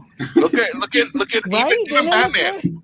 But there was that scene where he brings him into the Batcave and he's like, oh, who's this? Oh, and Bruce is like, I work for him. Mm-hmm. Yes. That was That's back. Yes. Yeah. Even Batman Acknowledges admits that That and it was, acknowledges the fact that he doesn't work for him. It's the other way around. yeah, and so the fact is that Alfred was there through and through, pushing Bruce to do all this, and then even then, talking to Diana. So I have a question, totally kind of off topic, not off topic, but off Mm-hmm. what we're talking about at the moment. Why did the mother boxes not have any effects or control over Cyborg if he was made of them? To me, it makes logical sense that they would be able to control him. They tried. So They tried. remember when they talked about that the mother boxes don't necessarily, they don't have a concept of good and evil. It's whoever wakes and controls them. Yeah. Right. They're just a power. So they're not trying to control anything until they're surged together. And about not good and evil, why would you be scared of Superman? Because originally, they were asleep because they were afraid, but they were afraid because their original person that tried to invoke them and try to synchronize them was evil. Who was afraid of the power. So once they're asleep, now it's almost like they've had a reset. They've had a hard reset. They don't know who's going to wake them up and who's the first person that actually kind of wakes the boxes up. It's Silas, who's not doing it for evil. He's doing it to help his son. He's doing it with a pure heart to use it for a good thing. That's why the other mother boxes didn't wake up, because it wasn't enough of a pool to get all of them going. It was enough for that one mother box to wake up, give the power to Victor, and then go back to sleep. Yeah. Yep. And you saw like the witches when Cyborg's trying to put them apart. You saw the three witches show up. Yeah. Right. Yeah, exactly. Like they, as Diana said, she's like, they're gonna try and play on your weakness. And his weakness was his mom, dad, his family, the desire to be a family, and the realization But of again, I'm not that broken. goes against his nature. Like if at that point they were first activated by Silas, they should have had a not evil intention. But at that point, they weren't really woken up by Cyrus. Took them at that point. Yes. Right. Steppenwolf took the other two boxes, and because those two boxes were kind of vibing with Steppenwolf, right? They created a majority rule. Like there's a lot of room for wait. And so my issue with the mother boxes is that they make it seem like these are the only three mother boxes out there in the world. No, there's tons of them. That is one of the things that kind of was off with me. You mean the universe or the planet? Well, there were 3 on the planet, but it's not like look at how many times in the books there's other mother boxes. Mm-hmm. I think they kind of vaguely like hint at that though, because they do make a point to say on this planet. Correct, but I mean, that's the thing. Like, all right, you left your mother boxes on this planet. Well, if you still want to conquer this planet, I'm gonna fucking show up with more mother boxes. Now, the mother boxes, are they also considered the anti-life? Because at the end, Martian Manhunter says they found, anti-life is here, and I'm like, okay, well, it wasn't the boxes then. No, it's the Earth itself. The equation is on the surface of the Earth, but the only way to get the equation is you have to burn the Earth down. Right. That's why at the beginning, at the Age of Heroes, Defenders. You see the anti-life equation. When they revealed that was the anti-life equation, I'm like, oh, they fucking shit! You gotta give me a second part. Yeah. So like, I don't think was mansplaining this movie to me the whole time. I don't think that we're gonna see any other mother boxes, just like with what happened with the MCU and the Infinity. So will we get father boxes? Well, no, she has a point. It's the movies. It's not the books. So they can't run the same plot, the same problem. It's movies. And and I think ultimately that's my problem with all of these movies. I like some of them. I watch them. I enjoy it. And when I'm done enjoying it, I'm like, well, they were wrong about this and this and this. Oh God, I hate it. And I hate it. And I unfortunately I go on hating things. And I shouldn't, because I enjoy it. My favorite thing to do when I watch, because like I said in the beginning, I'm not a comic book reader, right? I figured that. I heard you in the background. Well, yeah. So when I watch a movie, my first thing to him is, but what's in the comic book? You know what I mean? That's my first question to him. Is always, what does it say in the comic book? And then I base my reaction off that. Exactly. But and the movies, they're not solely created for comic enthusiasts and comic readers. No, they're not at all. It's a wide net that they're trying to get the most people that they possibly can to read, to watch these movies. And as a comic reader and, enthusiast, you want to love these movies because it's your comic brought to life. So, Lady Mocha, let me bring this to you. Yes. Why I'm not completely outraged, right? About the fact, because I'm right. About the fact that there's 5,001 Spider-Man movies and 5,001 Superman movies and 5,001 we're all sick of it. Batman movies. But you can't get one decent Green Lantern movie. You can't. I never heard of Squirrel Girl before I met you. These are the things that you need to introduce people to. So, honestly, I think that Green Lantern, they need to make a new one because we deserve it. I threw that word in there. No, we deserve it. Ernie, you want to pop off, Ernie? Let's go. I think most. Hubs, what do you think? We can leave it for Nerds After Dark. Yes. Hubs even said it. He said yes. Yes, what? I said, Hubs, do we need a new Green Lantern movie? He goes, yes. Right, but I mean, and I totally agree, but why are we getting 1,001 Batman movies before we get one that was done wrong to begin with? Because it's name recognition. What Doug said is fan service. DC knows who to aim for. They don't care about Green Lantern fans. What sells is Batman, Superman, Wonder Woman. Exactly. That's why without this, you wouldn't have had a cyborg story arc. You wouldn't have had it. So it's one of those things of... Because prior to this film, you had Wonder Woman, you had Batman, you had what sells in the cinema for DC. Yeah. And Cyborg didn't exist to those people. No. Realistically, like we just discussed, it's not about comic fans anymore. When they make a movie, it's not about comic fans. And not to go against the politically correct edge, but when you do things like make Captain Marvel a woman before a man and introduce her to the world that way, that's what it's about to them. Money and nothing else. Yes. Right, and that's it's what about was saying. But merchandise. You have to think about the merch. You have to... because to be completely honest, is most people, especially after the shit show that was the Ryan Reynolds Green Lantern, they're trying to cut their losses. They're not trying to go after that. as much as I would love to see a Squirrel Book movie, I know it's never going to happen because there's have to know what Cyborg is. What's on Teen Titans Go? Well, no, I knew him from original Teen Titans before Teen Titans Go. That's why I always said I was upset. I wanted a You're talking about the casual fan. Wanted a motherfucker. Booyah. You're talking about the person who doesn't pay attention to this stuff, only sees the movie. Right. You need to feel them. But they're just looking for. And I know you guys hate CW. I know. I watch the shows. Fucking Barry Allen. I like He died. Do you guys know he died? That kid died. What? The kid from the Flash series on CW, he died. He had he didn't. opioid overdose. Yeah. Right outside the front door. Barry Allen. No. Or are you talking about like Wally or some other character? Does he play Wally? The black kid? The black kid? No. The white kid. The one no, he's not dead. Vibe. Nah, dude, what? I'm gonna be so hurt. All right, Logan Williams. Logan Williams. Oh, he played a young actor. Okay. Was that the Smallville Flash? Yeah, I think he played the young. He played young Barry Allen. Yeah. He played young Barry. Okay, well, no. Okay. Doesn't make it any better. Sorry if I scared you guys. You guys were kind of like, what?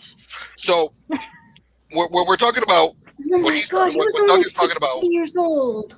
Wow, dude, a 3-year battle with opioid addiction, man. At 16. Wait. So Home Kid was 13 when he started doing opioids? I'm not surprised though. Well, could sports and had an injury. Right, could have been like opioids prescribed. You know, we don't know. That's what it was.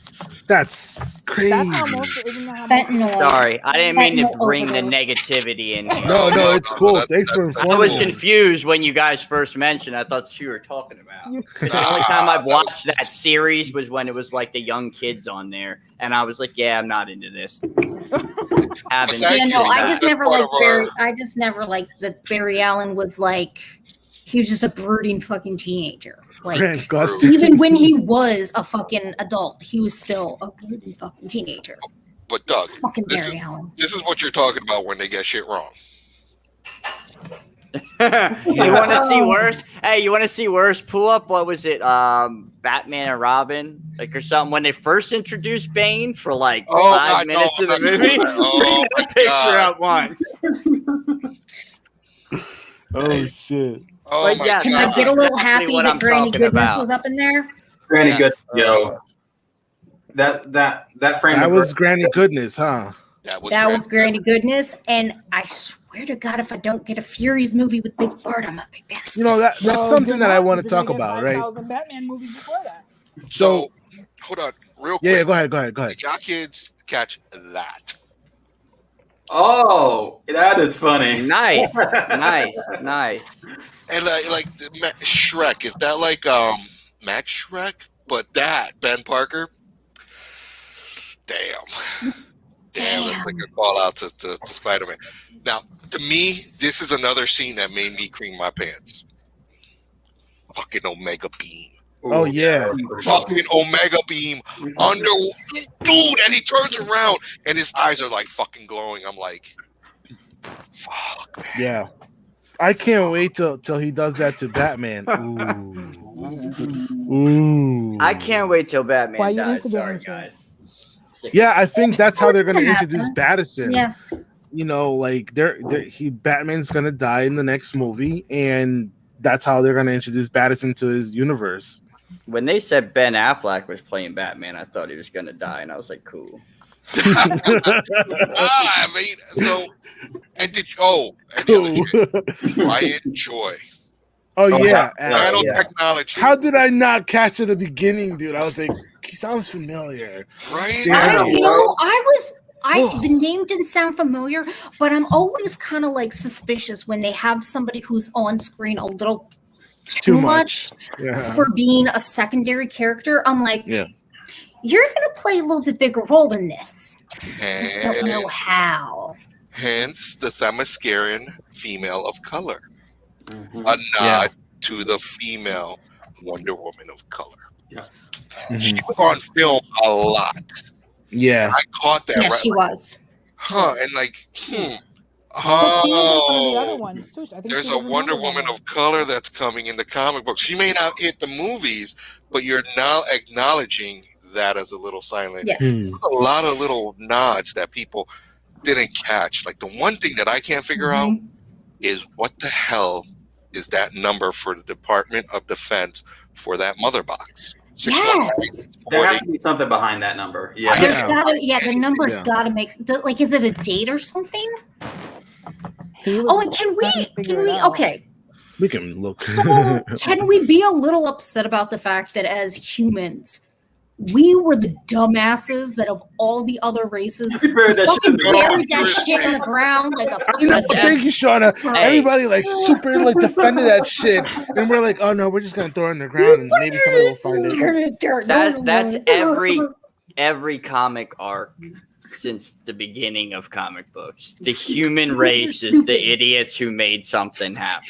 That's honestly, that's one of my biggest problems with most comics anymore. It's like, it'll be safe out here in the middle of the woods. I mean, but no was problem. that a movie if there weren't like? And it wasn't even buried that deep either, though. No, I will say though, even when Cyborg buried it, like you could have stuck your finger in it, would have been like, so. Yeah. But 619. the irony of the fact that it was last fucking box. June 6, 1980. They're sitting there like, looks like that dirt box wasn't so stupid after all, was it? And the fact that the Nazis found it and like, yeah, right. That's crazy. Like, God damn it! And you know that's something I want to talk about. Wait, right? look! Oh. Wait, do you see long What? coming in clutch? What happened? June 1982 is what that 1982 stands for. Let me find out. The first appearance of Cyborg. Okay. 1982. That's why. That was his mother box.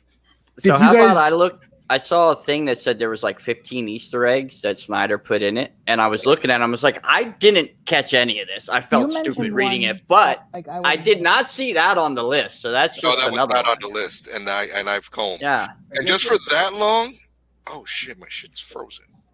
Oh. Hold on. You also got Starro. Hold on. Just for that long. Take these off. Oh man. Dang. So I need to go get a refill. Go ahead. So, all right. Did you guys catch the Starro when the star came down his arm and like went onto the Atlanteans? Usually it's in the back, right? So you can't see it. But was that a nod to Starro, or was that just like how do they know each other? How does Steppenwolf and Starro know each other? You know? Well, he wasn't back in Apocalypse, so he must have been somewhere else. This is true. Like, okay. The fact here's the thing though. It's kind of like, all right, so they redid the whole explanation of Steppenwolf. Steppenwolf was banished from Apocalypse for a certain reason. There was a takeover. A takeover attempt, which I'm thinking was the New Gods, right? Or Ryan, and somehow Steppenwolf fucked up, so he got banished. So, but here's where it doesn't. That it was his ego, and his I don't know that he wouldn't take over. I think maybe he overstepped his boundaries and stepped on some toes. It wasn't him that tried to take over, but someone tried to take over. Right, and he either didn't stop it or he fucked up. Or Ryan. But here's the part. Here's the thing that doesn't make sense. He heard them go off. He heard the mother boxes go off. Why? When they showed up on Earth, they came with Darkseid, not Steppenwolf. That makes no sense why they would call out to Steppenwolf and not Apocalypse. Not Darkseid. What those flying things called again? The parademons. Yeah, the parademons. They caught the sun when they woke up. Yeah, but and the parademons told Steppenwolf. But why not Unless Steppenwolf was somewhere in the vicinity. That's the only way. Well, But why not Darkseid? Because Steppenwolf was trying to regain his favor with Darkseid. So he was already out in the universe. Searching for these.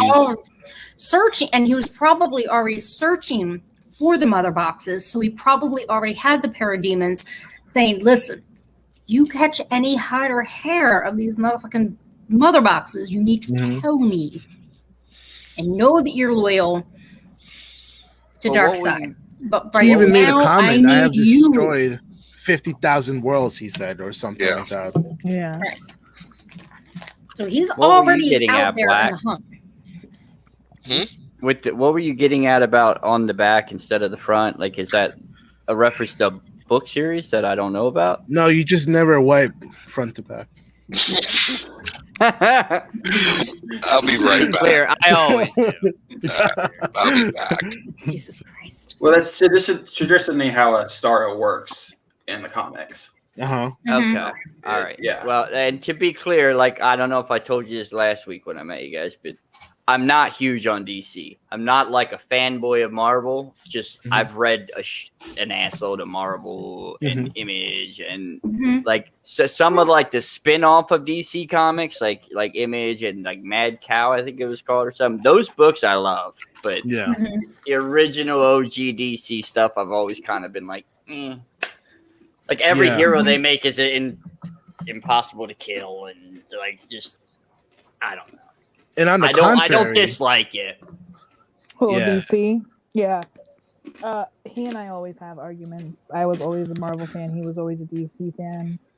I like one all go-to comics, to be is clear. they're the ones that copy off at DC all the time. Well, they kind of did. Deadpool is definitely a Deathstroke ripoff. Yeah. However, I read a bunch of Deadpool before I knew Deathstroke existed. Or freaking Thanos is Darkseid came first. Like, doesn't matter who made the creation or who made the creation better. I would say Darkseid's better. Darkseid's better. He's well. Yeah, I've never liked Thanos. Even in the books, the Infinity Gauntlet, I wasn't a fan of Thanos. The difference I thought about it was like, Thanos come on, and, like he's just he's matter. He's living flesh. Like, and any of you can end this guy right now. It's not that hard. And the movie, they really like, come on, man. Yeah. He really didn't seem like he was much of anything. And like he had this compassion that he wanted half, of the universe destroyed, but because they need to make room for like hierarchy or whatever. But it's like, but Darkseid like kills to kill. Like he just wants to conquer everything. And like he has no like soft spot, Yeah, he's like got that no makes him a badass. That's something though that I have been wanting to talk about is the similarities between, for example, when Wonder Woman, they're burning her. He sees that vision, right? Batman sees that vision. They're burning her. It's kind of like, and he sees all his pals dead in a sense, right? So it's kind of like not a node, but they're taking pages out of Tony Stark Age of Ultron, right? Avengers Age of Ultron, because that's like when Tony Stark touches the scythe or whatever, he like goes into his vision where like everybody's dead, and I'm like, dude, why did you do that? But we know that Marvel and DC have always done that. They've always piggyback off each other to see who did it better or whatever. So, but then when I tell him like they should have given us all these side movies before releasing Justice, he's like, but they didn't want to do it because Marvel did it first. What does it matter? Well, and on that note, I would say that they've been a little too, let's push this out, DC has with their films. Like they could have made it so much better plot lines, so many better films by now if they would have just introduced a character. Had an hour and a half film. Because a working formula is a working formula. Doesn't matter who did it. Exactly. Yeah. Exactly. Now, do I applaud them for trying to try something different? Sure. But a working formula is a working formula. Exactly. And that's always going to be the case. I mean, that's what you did in books. You have an introduction. The first appearance of this guy's in this comic. He's just the guy. Next, you have a whole run of that, character. He has his own comic. Right, just like he was like you said, it that in works. Batman versus Superman, they each had cameos, and it's like a cameo is fine and dandy, but when you're trying to make this go team go movie with them, and like nobody knows who this one is from Adam, you know what I mean? It's like you should have given us a bit of an introduction, before. And that brings me back to what you mentioned about like the many Spider-Man's films. Right. That's a studio. That's a studio or a licensing company who's funding a film saying, well, we want it tomorrow. I don't care. And they have a guy pleading with them that the guy that they cast is horrible or whatever the case. And they just remake it. The Hulk can never have a good movie that's just the Hulk anymore. Right. Like, that's out the window. Yeah. Right. I think that. one of the biggest problems with, especially with DC characters and a couple Marvel, is the properties getting owned by multiple entities. And because of that, I said this fucking many episodes ago, that the thing where Marvel got right that DC is not is building a connection between character and the actor who plays them. They jump around too much. Granted, you have the multiverse, but the general population doesn't understand the multiverse. Yeah, if you ask me, Michael Keaton's Batman, and anybody else doesn't belong there. You don't need 11 Jokers when you had Jack Nicholson to start with. See, so you have DC, who they jump all over the place with these characters, so you have no real strong emotional connection to them. So you have no, it's like, well, I don't really care what happens in this movie because I don't give a fuck about Ben Affleck. If it was Michael Keaton, the one important one that's new, that you're trying to introduce a new hero to a generation or to a people all together, you fuck the whole shit up. No, exactly. Well, I give them credit in the Dark Knight series because that is a different book. They're graphic novels. Again, I think Christian Bale should have been a villain and not Batman, but the way they wrote it out, they did it good. But again, you're releasing a movie called Batman. Now you have a character called Joker. And the general public just goes, well, they made a Batman movie with a Joker. Let's talk about Joker, though. Yeah, I'm about to say, he's gone, bro. Out the window. Let's talk about that Joker scene, yo. That was a great comeback for a Joker. Like, seriously, that ending scene right there. Don't go too far. Don't go too far. Or him laughing when Superman lands, he's like, we're about to fucking die. Like, and he's over there laughing.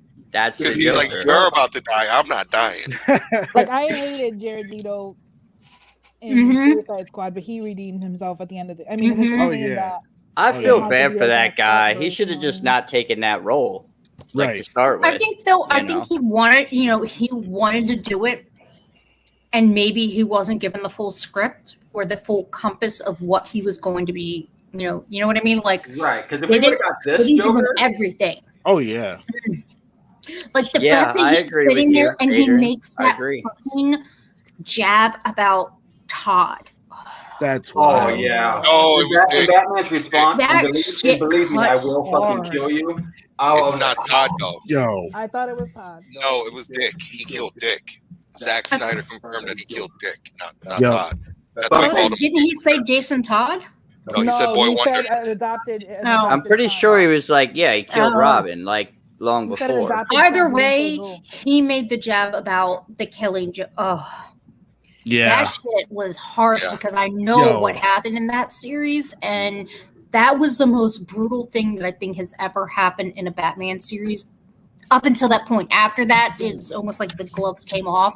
But that was the most brutal thing. And the fact that he said, you sent a boy in to do a man's job. Yeah. And Batman's response. Oh, Doug, I'm so jealous right now. Mm-hmm. Yeah. Wait, what is that?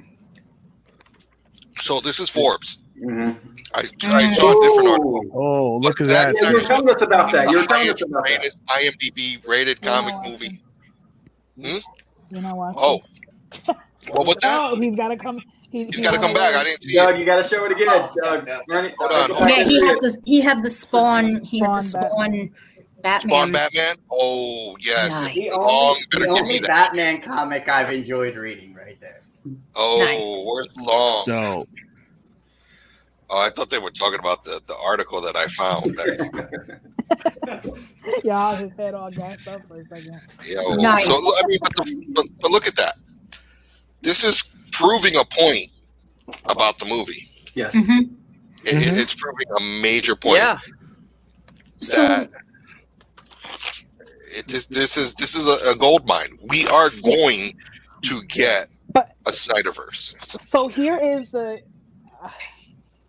light at the end of the tunnel, or the silver lining in this whole COVID situation, right? Because what was the highlight of that article?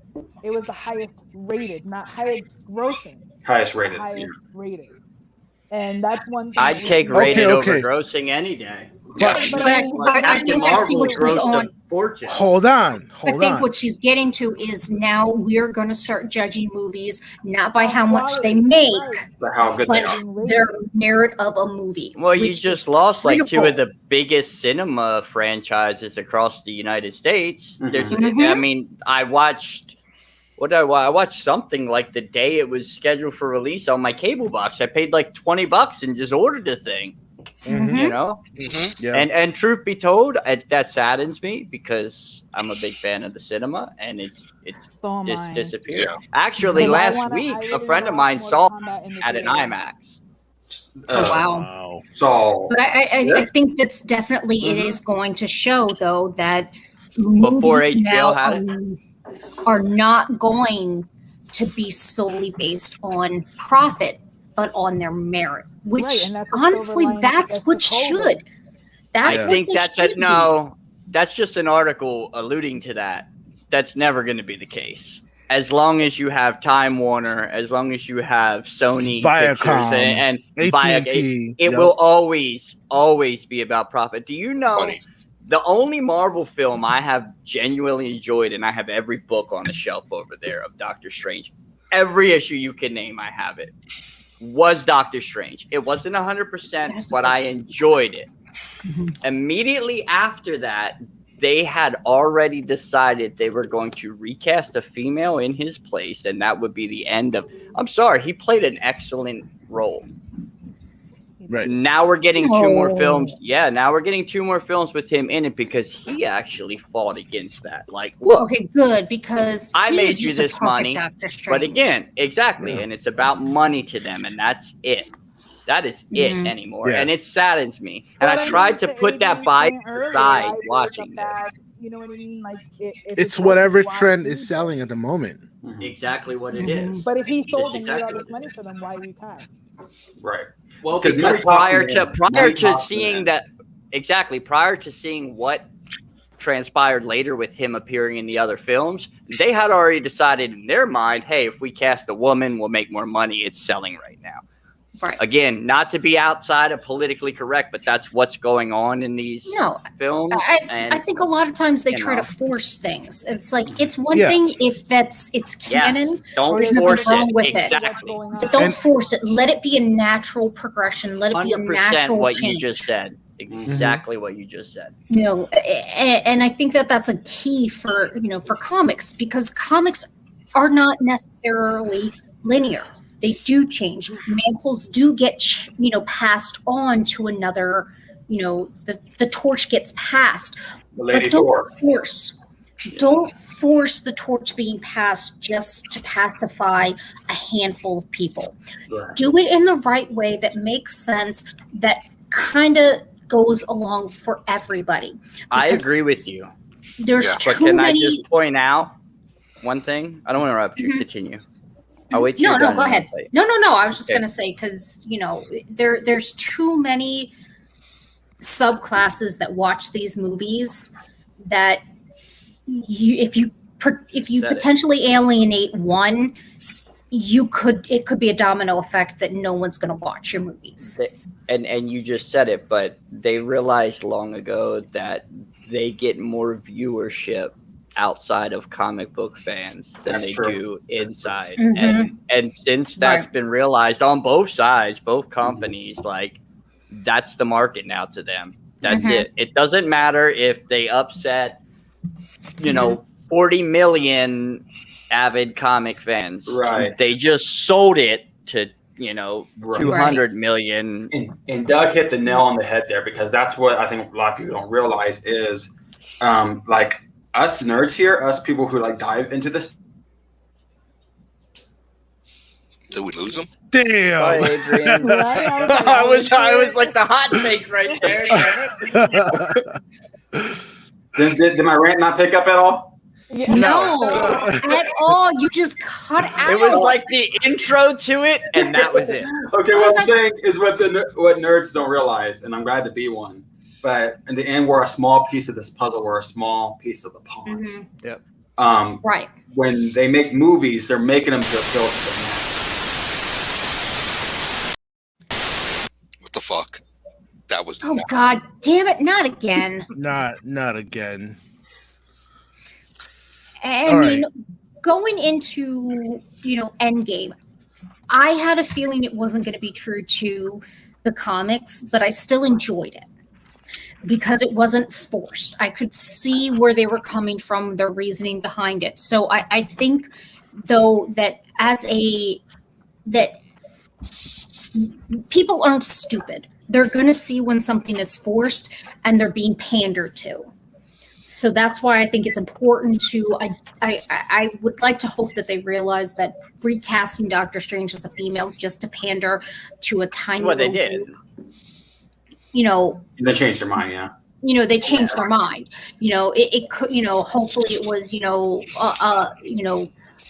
Benedict saying, I did kind of make you a lot of money, and if you change it, you may not make the same amount of money, and that was a part of it.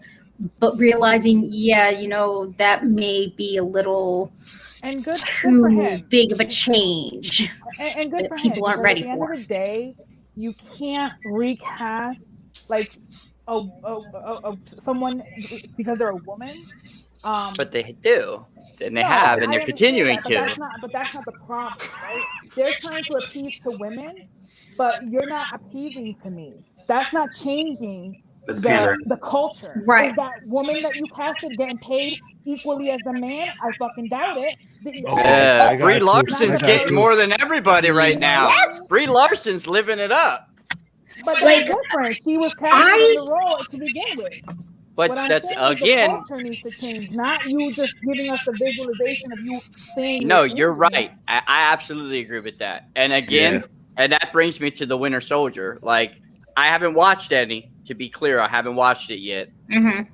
But where Endgame left off, and Captain gave his shield away. Oh, pissed me off. But what I seen previews for the Winter Soldier, I saw Bucky with the shield throw it at like a tractor trailer, and I haven't watched the show, but I'm like, what's going on there? Sam better have that shield. That's all I have to say. Sam. I agree. I guess you guys are gonna have to watch it then. Mm-hmm.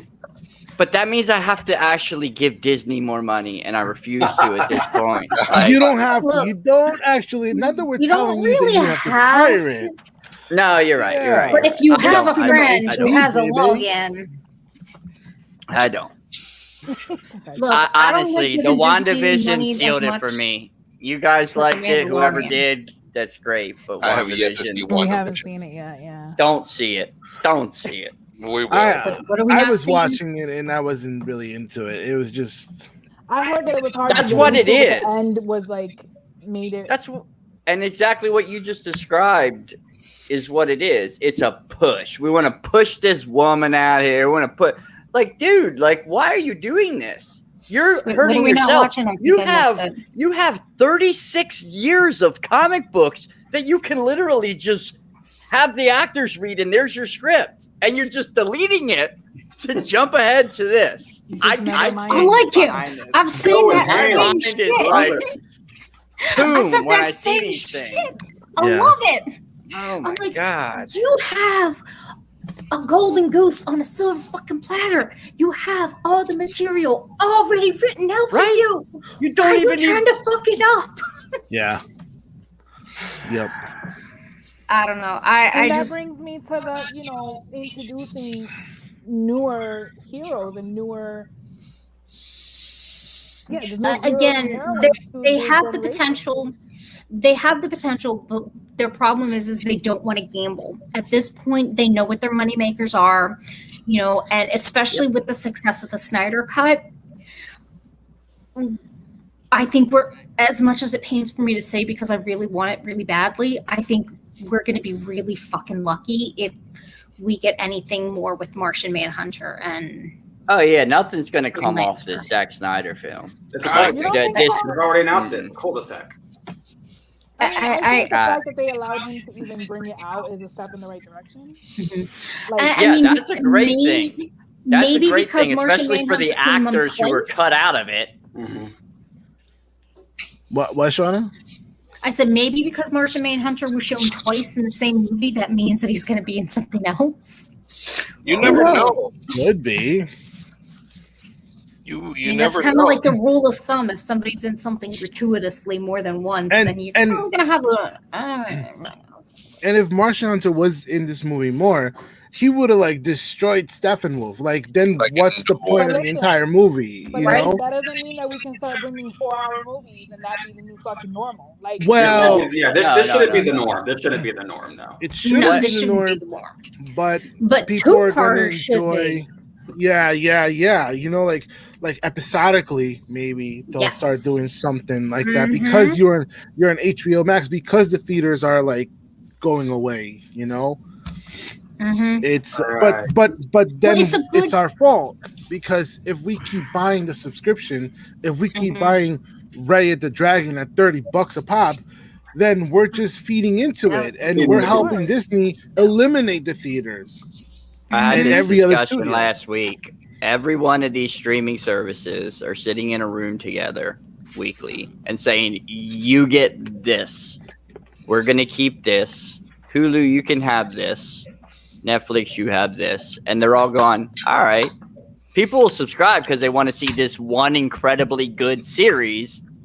And then they're there. Who cares if the rest of the stuff on our channels crap? Well, Hulu and ESPN are Disney properties. They're owned by Disney. Yeah. I would not be surprised if that actually happened. I guarantee it does. It's like a fucking Uno draw. They just throw a bunch of cards and be like, okay, start picking. Because realistically, I am subscribed to everything right now. I actually am subscribed to Disney because of what Adrian said. I have the package where you get all three, and whatever the case be, I sit here and I go, okay, I turn one on because this series or whatever's on there and I want to watch it. And when I'm done, I start looking through the thing and I'm like, all this stuff was here 7 months ago. I don't want to see any of this. That one thing that I have the subscription for is why I paid you. And that's it. And it's each and every one of them, actually. And that's what really makes me believe that there's deals being made behind the lines saying, look, this keeps us all in business. And it's unfortunate for I think film. for Netflix, the anxiety-ridden, mentally ill people love it because they can watch shit binge-worthy that they've watched 100 million times. I enjoy a lot of the... I love watching shit over and over again. Love it. And sometimes you need something mindless that you can just... Yeah, I bet you like Hallmark movies too, right? Actually, I don't. No, usually... No, I'm that white girl that watches fucking CSI or all the crime, dramas. The murder podcast that Hobbs gets concerned about. He goes, "Should I be concerned about my well-being?" Yeah. What is it with white women, the female genre and CSI murder investigation documentaries, TV shows? I don't know. I love fucking crime dramas and true crime shit. What are you guys plotting, man? I do too. It's what I go to sleep to. The narrator talk. I put it on. I pass out. See, there's a TikTok to fall asleep to that.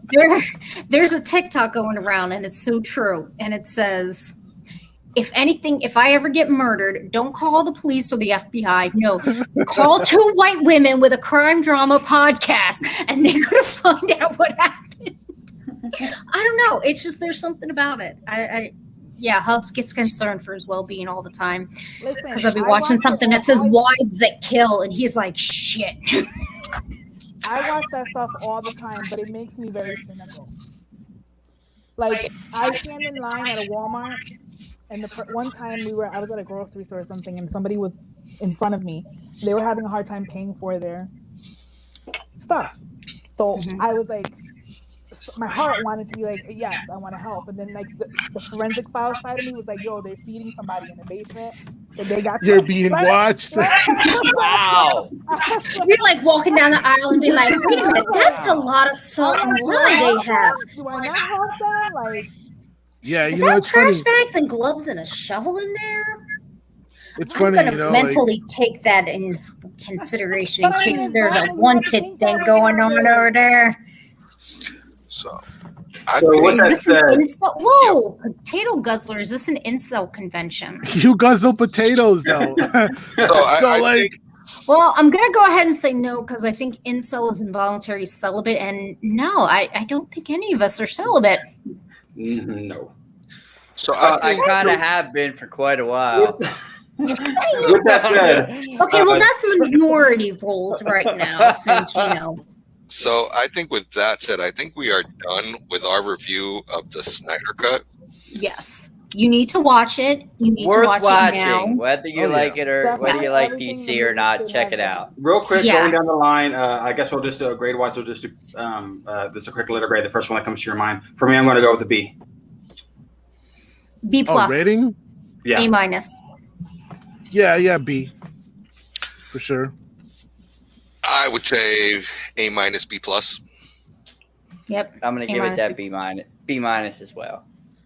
If I was someone who knew nothing about comics, even though I don't know a ton about DC Universe, I would have enjoyed the film because I enjoyed the film. Picking it apart made me give it a smaller score than I probably should have. Check it out. It's good. Honestly, the only reason it didn't get an A from me was fucking the way Barry Allen ran. And manager. Oh, you know. And the manager, what do you? I'm not good with ratings because I am for the artist. Like, to me, there's no bad. Sorry, there are several bad movies, but I mean, for me, there's just not a lot of bad movies. Like, I don't like. I would have probably given it an A. Like Catwoman. Like I said, there are some bad movies. Look, there's always going to be exceptions to the rules. Let's face it. I like to see it, and that's that person's artistic view of XYZ. You know, like, who am I to sit on it? The universe. That's their interpretation. They're entitled to it. You're the dumbass that sat there and wasted 2 hours. That's on you. You know what I mean? Like, I got you. You got to sit down and watch it, right? Infinity Wars. What the hell are you ranting over there? Bad movies. He is spitting them out. And I keep saying over again. She wants a shot. We're about ready. Let's go. I think. Hold on. So, Doug, we're going to need you to hop off because we. Yes. Stay watching. Well, we would like for you to hop off. We're going to have to we need to bring someone else in. So, it's been great, Doug. Thank you for joining us tonight. Yes, it was a nice conversation. Yes, thank you. It was really awesome having you on. Anytime, guys. Thank you guys for having me. Totally. Thank you for jumping out and going on because you know not a lot of people would do that. So appreciate that. Word. Don't start happy hour without me. I'll be right back. Yeah, and always like you're welcome to speak your mind. You know, whatever it is, how you feel about it, like just go off. You know, pop off because that's what look at the manager. Yeah, look at the manager. She just, you know, no holds barred. Is intense. Good.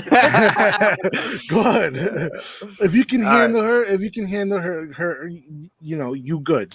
She'll tell you. Yep. You can handle her. You can handle us.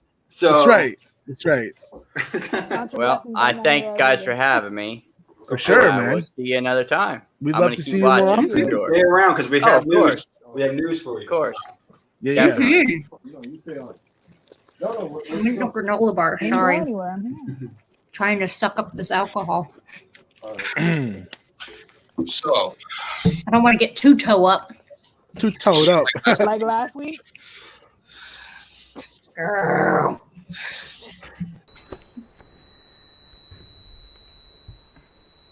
It's that time of the show. Wash it down with 1 beer. Where our hosts 2 beers. Grab the latest local craft beer. 3 beers. And give it a rating.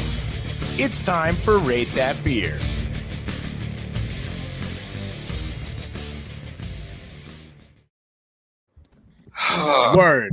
Word, yo. Welcome to Happy Hour, ladies and gentlemen. Welcome. Manager's like, about damn time. I've been wanting to be Happy Hour. Cheers. We know what Yeah. So, go ahead, E. No, well, manager's having her usual. Okay. Fireball. Nice. I am having. Combine that with rum chata, you got something going there. Ooh, I love we that. got rum chata. I can't Dude, trust anything other I than love that, dude. Ooh, what is that? Opulence. Ooh. Yeah, I like the play on words. Wormtown Brewery. I like it. Nice. It's double IPA, 8.5. Nice. And let's see. Opulence means you own everything. They even give a meaning of opulence. Ooh, Okay. I like it. Yeah, me too. And how does it taste? Opulent. Yeah, how's it taste? It's really hoppy. It's really bitter. I love it. Hoppy. Adrian, what you got, man? I got 2. I'm double fisting tonight. Okay. So Hold up. He's like, I got my stimmy in. So I got that. It's a Yankee Rose. Oh. Okay, so Rosé, what does that okay. taste like? Because I've never seen in my entire life a rosé beer. I've never had it before, so I'm about to pop it open right now. We're about to find out. Drum roll, Yeah. please. You ever tried like guava beer or whatever? Like raspberry? Kind of like that. Like, A little hopefully he's bit. the type that's like, it's really good. Oh my god! Wow. Yes. 3 Rings Brewery, man. I'm working on that affiliate link. Once we got that going, like, pick this up. What's it taste like? So it's very, very light for one. Almost like a I would say like a Vertigo. Okay. Type of thing going on. Very, very light. But also that kicks you in the back of the throat, like once it goes down. So it goes in I love kicks in the back of the throat. I don't know. So it goes in smooth, but once like you swallow it, it's just like. Oh, you need other things in the back of the throat. So then I also got a whiskey sour thing going on. Okay. Damn. That's 3 rings also? Also 3 wings. Jesus. We Look may at us, actually- you being a bad influence on Adrian. He didn't drink like this before he met us. Both were given to me. I That's didn't right. have to It's like pay a for them. different version of him. Both were Huh? given to me. I didn't have to pay for them. So thank you, 3 Rings. Oh, shit. Word. Oh shit, they gave it to you for free. Big Right. shout out to you. We gotta hit I you up. went in there. I went in there, explain what this show was all about, what this segment was all about, and I'm like, just give me their best sellers. And I got like 5-6 packs in the fridge of different things. So Oh, Damn. So well, he's we got finna weeks talk to about work that on. shit. man. Okay. Shawna, what you got? I have 19 Crimes, Pinot Okay. Noir. No, I Ooh. love me some red wine. Love red wine.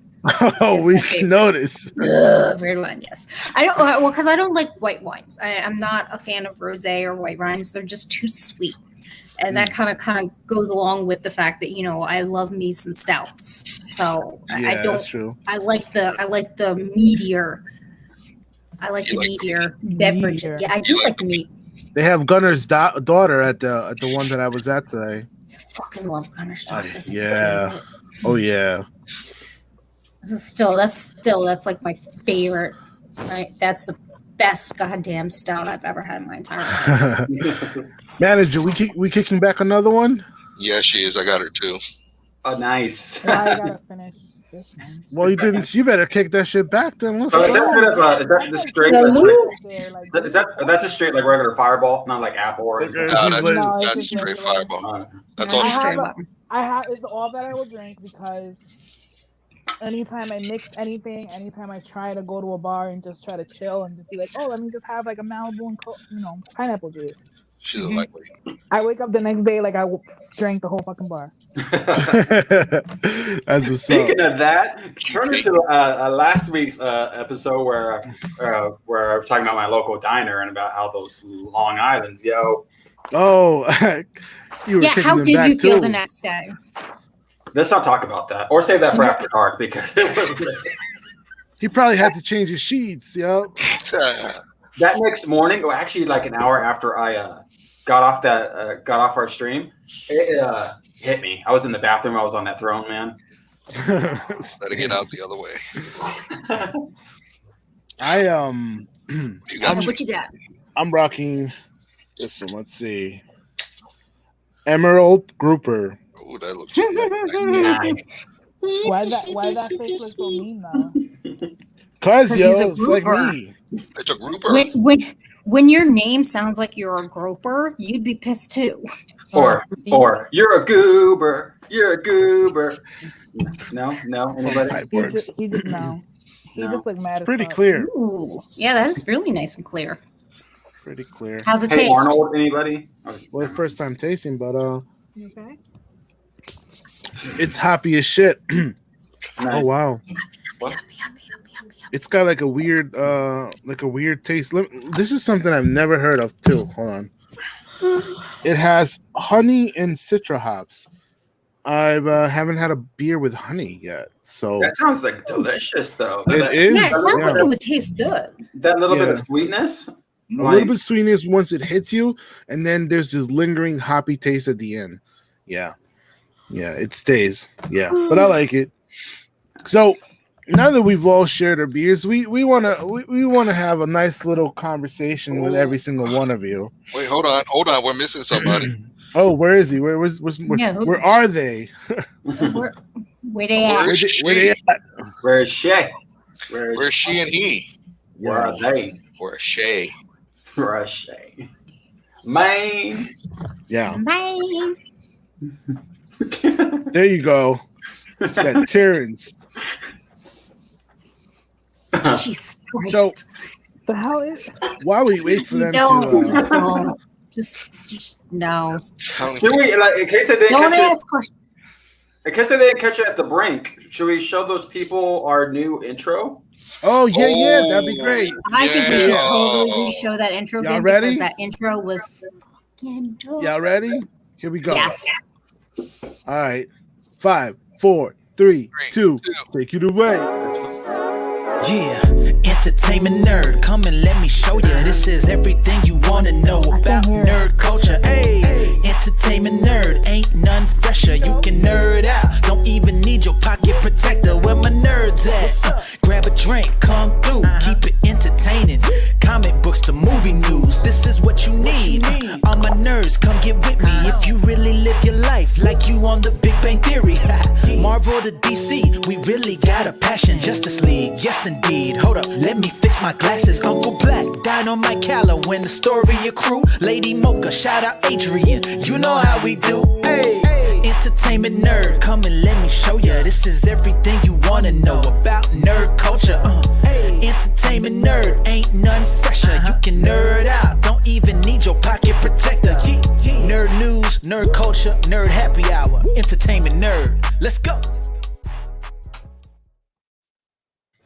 What? Word. I love that. I can't not get God. excited and like straight vibe every time I fucking hear that. It's like, I had to deprive myself of listening to that for a while. You know, like Shawna said, like I've never had anybody sing my name before. Like, damn, right? I'm feeling it. I'm feeling it. I'm like, I feel special. I'm like, Barton, if you're listening, we would love to have you on. For sure. yes. Oh Yeah, yeah. that was dope. I want to Get over your shyness, dude. Get over it. You've Even opened, manager said that was dope. Oh, you've opened for rappers. I'm not gonna name drop for you. I'll let you do that when you're in here. But you've opened for people, man. Get over okay. it. Come We'll on. find out. Dope. Where are our other two? They're getting ready. They're getting the Transformers in the background. You know. Mommy is getting hurted. You know, it's just. Oh.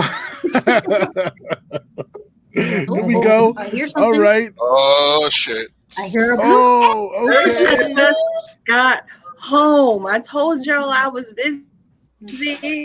Y'all You said good, to tell you. You said Oh to tell shit. you. Oh shit, it's about the end of the world. We got the manager and Mommy Fates on the same. Oh. Damn. Oh. What you drinking, man? The world is coming. Phone just fell. I didn't have time to stop and grab anything. Did you knock that over with your boobs? So. Oh, Mike's excellent. It's hard pineapple strawberry. To make Excellent. Oh, we just lost the manager, I think. We're just stuck on her boobs. There she is. There she is. I was like, well, at first I wondered. You were perfectly frozen. You were like perfectly frozen. I was like listening and watching. I'm just like, you know that. This damn static, yo. We need to finally. I think we need. You are listening to the Nerd News Happy Hour, a podcast about comic books, movies, TV shows, and craft beers. Why did you say that then? Yeah, nah, this whole thing is a suit. Dude, what the fuck? Where'd Mommy go?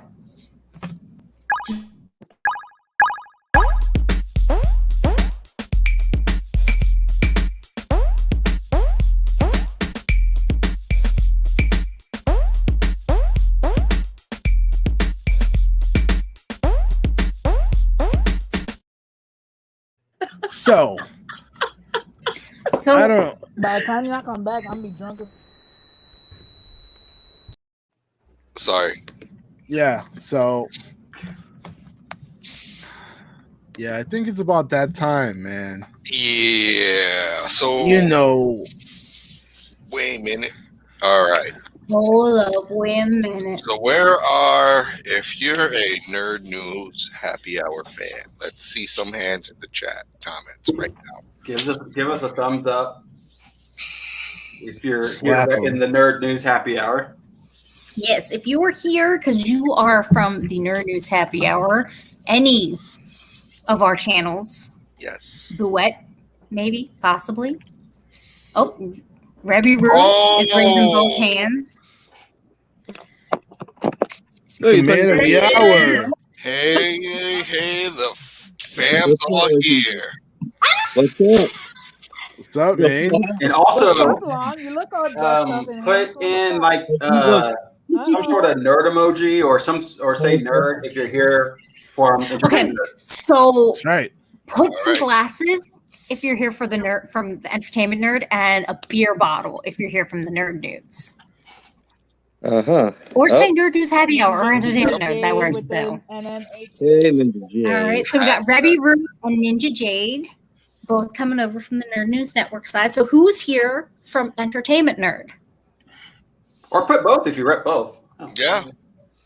Double fist of shit. Oh! Nice. Thanks, man. Appreciate it. Oh my God. Nice. Thank you, dog. Oh, shit. Really appreciate it, dog. Oh my God. Yo, thank you so much. Holy We hell. appreciate you. I'm gonna fucking cry. No. Was that the first time? Yo, That's the first time, yo. He popped our cherry. Inside, right here. Inside. Doug, you're awesome. Oh my God. Thank you. Oh so my God, much. he popped the fucking cherry for us. We need to have a cherry. Come on, y'all know y'all got that comes up. Keep it coming. Yo, if you You guys can't let that stand alone, guys. You guys can't let that happen. Like, Ooh. Yes, that was the first time anyone's donated to us. Oh my God. yeah, that's right. A toast to Doug. Yes, a toast to Doug. Doug. To FPS Doug. Email Yes, us your to address. FPS Doug. Thank you. whoa! Oh my God. Doug! What the fuck? Doug! Doug. Email us your address. You are the first person to get merch. Yeah, we need to give him swag. We need swag, entertainment. Oh my God. We got this nice little box like coming for you. Yep. Yes, it's gonna have personalized Yep. swag from all of us. with something special. I feel like this is a shut up and tell me moment. So let's talk, guys. Let's talk. Yeah, let's let people know what's going on with everything. So who wants to take the lead on this? I got something. Yeah. All right, go for it, E. Our Nerd News Happy Hour family. We want to say goodbye. We do. We want to say thank you for all your Yes. support and for watching Nerds News Happy Hour since episode 1. Thank you for our shenanigans. Yes. But doesn't mean we're going anywhere. And we want to thank Adrian. We want to thank Nikki. And we want to welcome everybody in the nerd community to the new show. Here we go. Entertainment Nerd News. ENN. Same time, same channels. It's not going to happen overnight, so don't worry. No. We'll still be there. It's a slow progression, but this family has grown. That's right. It has grown from a handful of nerds drinking in a basement to even more nerds. A handful of nerds drinking in their basement. More nerds drinking in the basement, or in my case, an attic. In my case, the living room. To that one Watching day their cat run around like a crackhead. where we found Adrian in the chat. Oh shit, this guy. Yes. We gotta add him. Yep. And look at where we are now. Nerds are better in the mess. Universes collide for the good. Yes. Yes. Absolutely. We are Nerds. stronger together. We are. Nerds unite. Unite. There's Nerds, so much. Unite the nerds. unite. There is so much that this means. There's so much that that's still working behind the scenes that you guys are gonna love to see. There's a website coming. There's a lot of stuff happening right now. So thank you guys for being on this ride with us. This new ride. We just got new digs, man. We got a new car. Yeah. Yes. Entertainment. ENN. Exactly. Nerd news all the time. Oh shit. Entertainment, nerd Yo. Yeah, I see my face. Yeah. Right now. cosplay, comics, movies, space, tech, games, everything. Everything. Got you. We'll have We block for got you. your niche. And because That's we're one, Shawna, that means it's not just nerd news. It's a friend should be coming along too, right? I think some chick named Bouette might be along for the ride.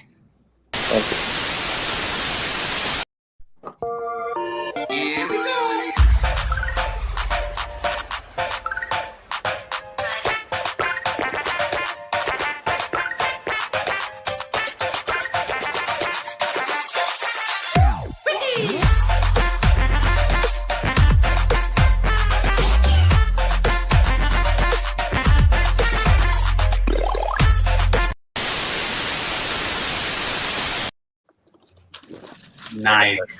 And to answer your question, Doug, that has been discussed. Stay tuned. Your great minds think. Oh gosh, yes. Between I think between all of us and all of our little niche things that because we're some crafty motherfuckers up in here. We some crafty motherfuckers. We're resourceful to the exactly. team, to the yes. Exactly. We are the very definition of grassroots homebrew. Yep. So this is a D&D homebrew campaign. That's right. Hells yes. Roll D20. So there will definitely be some giveaways and some swag. There will be some interviews with definitely wrestlers, artists, fashion, cosplay, tech, game, everything. Online gaming, retro gaming. This is going to become your source. If you're a nerd, this is your house. If you're a nerd, this is your house. We want to know what furniture you want in this house, what furniture you want us to focus on more. Let us know, because this is Entertainment Nerd News is your house. Yeah, exactly. We accept all fandoms. We have a room for every fandom. Space shit. Speaking of being your house, does anybody see a recent comment on YouTube? We are home. I love that. Rebby Brew, we are home. Yes, we are. Oh, wait. I don't want to flex on stream, but the amount of stuff I've been meaning to get rid of is high, to say at least. You guys channel could be. Ooh. Wow, man. Thank you, dude. Start communicating with us. Start communicating with us. Yes. Yeah, wow. It's incredible. We would love to do more collabs with you because you're amazing. You're super entertaining. And you know, you vibe. Speaking of the collab, I think Doug did mention about doing a collab. He did mention he has a Twitch channel. That's right. I mean, we would be in another honored. podcast. Yeah, we would be honored to be guests on your podcast stream. That's right. Absolutely. We would definitely be there. We can do this whole theme right here. Up to 10 people, so we can make it happen. Oh yeah. That was me. That's fucking fast with the email, like the flash. But what I was getting at, what I wanted to say real quick is we did get a recent comment on YouTube on somebody suggesting that we do a YouTube trailer reaction. Oh yes. I believe I haven't seen them in the chat today, but just know that we did see it. That's right. Yes. And that is going to be worked on, and you should expect it on their channel. I'm not sure who all will be available to do that reaction, but trust, a reaction will be done. We will get to that. Mm-hmm. We appreciate you, yo. Yes. So when I did, we did a show. I did a show. What was it? Thursday. I think it was Thursday. It was Thursday. I did a solo with the NASA green fire test. Yeah. And I think if you want to see more space shit, like it's not going to be right now. The schedules for space launches and shit like that are all over the place. But I had some great reactions, and if you want to see more of that shit, let us know. Let me know. I'm really the space nerd. Yes.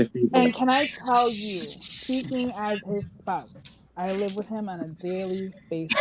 Really? We didn't know that. Hold up. Since wait a minute. Working from home. Okay? We both work from home. I worked from home for several years, even before COVID happened, so that wasn't a change for me. But it was a drastic change for him. And since he's been working from home and he's been kind of like on the side watching these space launches, like I'm 2 floors above him. I can hear him clearly through the vents in the house.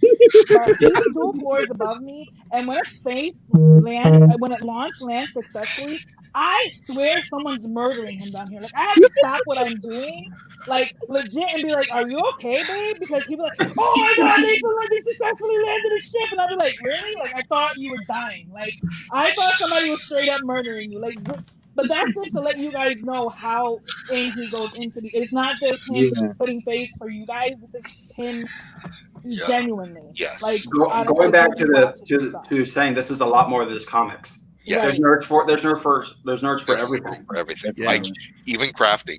If you're a crafting. Bye, Doug. Thank you. Have a great night. Have a good night, Doug. So much. We appreciate it. Good night, Doug. Yeah, we appreciate your vibe, man. Your energy. Thank you. Keep coming back. We love you, man. Yes. Thank you so much. New BFF. So yes, it's what were you gonna say, Adrian? There's something for every nerd. Right. I was about to say we recently had a wrestling show. That's right. With an independent pro wrestler by the name of Phil Stamper, which, by the way, you guys should definitely be checking him out if you haven't. He streams independent wrestling every Thursday nights on Twitch and also does a lot of Among Us streams. So he has something for a little bit of everybody, but he's a regular, and we do things like that. So it's all over the place. And we love it. And we would not have it any other way, I don't think. No, we're all over the place. Yeah. And with more and more people getting vaccinated, con season is up and getting ready to be running. So I will be trying to do more. Well, not trying to do more. I will be doing some live streams and some fun stuff at conventions. I don't know if I'm going to be able to do any local, fine lady mochas, but hey, if I'm at a convention and you're there and you can find Lady Mocha, you might get something fun. That's right. Because I might just be at E2E and MegaCon. Are you saying you might have Kineticon? Oh, the con? and UltraCon and Bangor Comic and Toy Convention. E3. Not E3, but E2C2. What about Mermaid Con? I might have to skip Mermaid. Don't do it. Don't do it. I mean, depending. I mean, if it's going to be under the sea or on the beach, I don't know. Depends on when it is. But yes, I will always have merch on me. Nikki? So if you find me, you will be there, and you will get hooked up. Do if it. you find Lady Mocha at a convention. Okay. And don't forget, we got an event that we need to reach out to back east. Yeah, That's right. You know, they were opening And- up. They had this beautiful thing of their patio. Back East is a brewing, just to inform you guys, it's a brewer here in Bloomfield, correct? They're in Yes, Bloomfield, Connecticut. Bloomfield, Connecticut. It's a brewer, and they've been asking us to come down and do a show live there. We would love to do that. I know it's been a big surprise, but then COVID happened. that's right. You know, so we're meaning to do that. I need to. Did this is Rebby Roo? Yes. Anime and otaku conventions are so going to be a part of this. Oh yeah. Oh yes. We love it. Oh yes. Not Yeah. the convention. Next If it's week, convention, my arse is going to try to be there. maybe next week, Long and I could do a show from Hungry Bull Burger. Yeah. And Town Country. Wait, burger? What about Oh, burger? that'd be dope. Yeah. Wait, is that place? I would love to join. What time? I would love to I don't join know. too because That me and depends. Pup have been dying for some good burgers. Mhm. So we're talking about food reviews here? Is that what we're talking We'll talk Oh off yeah, the air. We'll talk you know what I'm talking about. Food. We'll talk off air. Look, And my so- favorite Actually, thing a to good talk thing to about is bring up about being talking about food because something's happening next month. Ooh, Oh take it yeah, away. isn't there Take it something away. about with something about the spot? Hitting the Spot Catering is going to be doing a cross promotion event with ENN. That's right. Tell us a little bit about Hidden Spot. Yes, tell Hitting the us. Spot Catering is a newer catering business. He caters Beautiful. for all events. We do weddings, baby showers, corporate events. Doesn't matter what it is. Whatever your event is and you need us, we're there. Give us an email at hittingthespotcatering@gmail.com and Love anybody will answer you immediately and get you prices to whatever you need. Beautiful. And we can even do nerdy events, which is the reason why we're doing the cross promotion, because we're dabbling into those nerdy events. So Harry Potter, Star Wars, you name it. If we can find it, we can do it. Are And you Miss telling Nikki, me I'm going to be able to drink some blue milk? Someone You needs are to do a not Lord of the drinking Rings. blue milk. I don't know why you keep pushing this.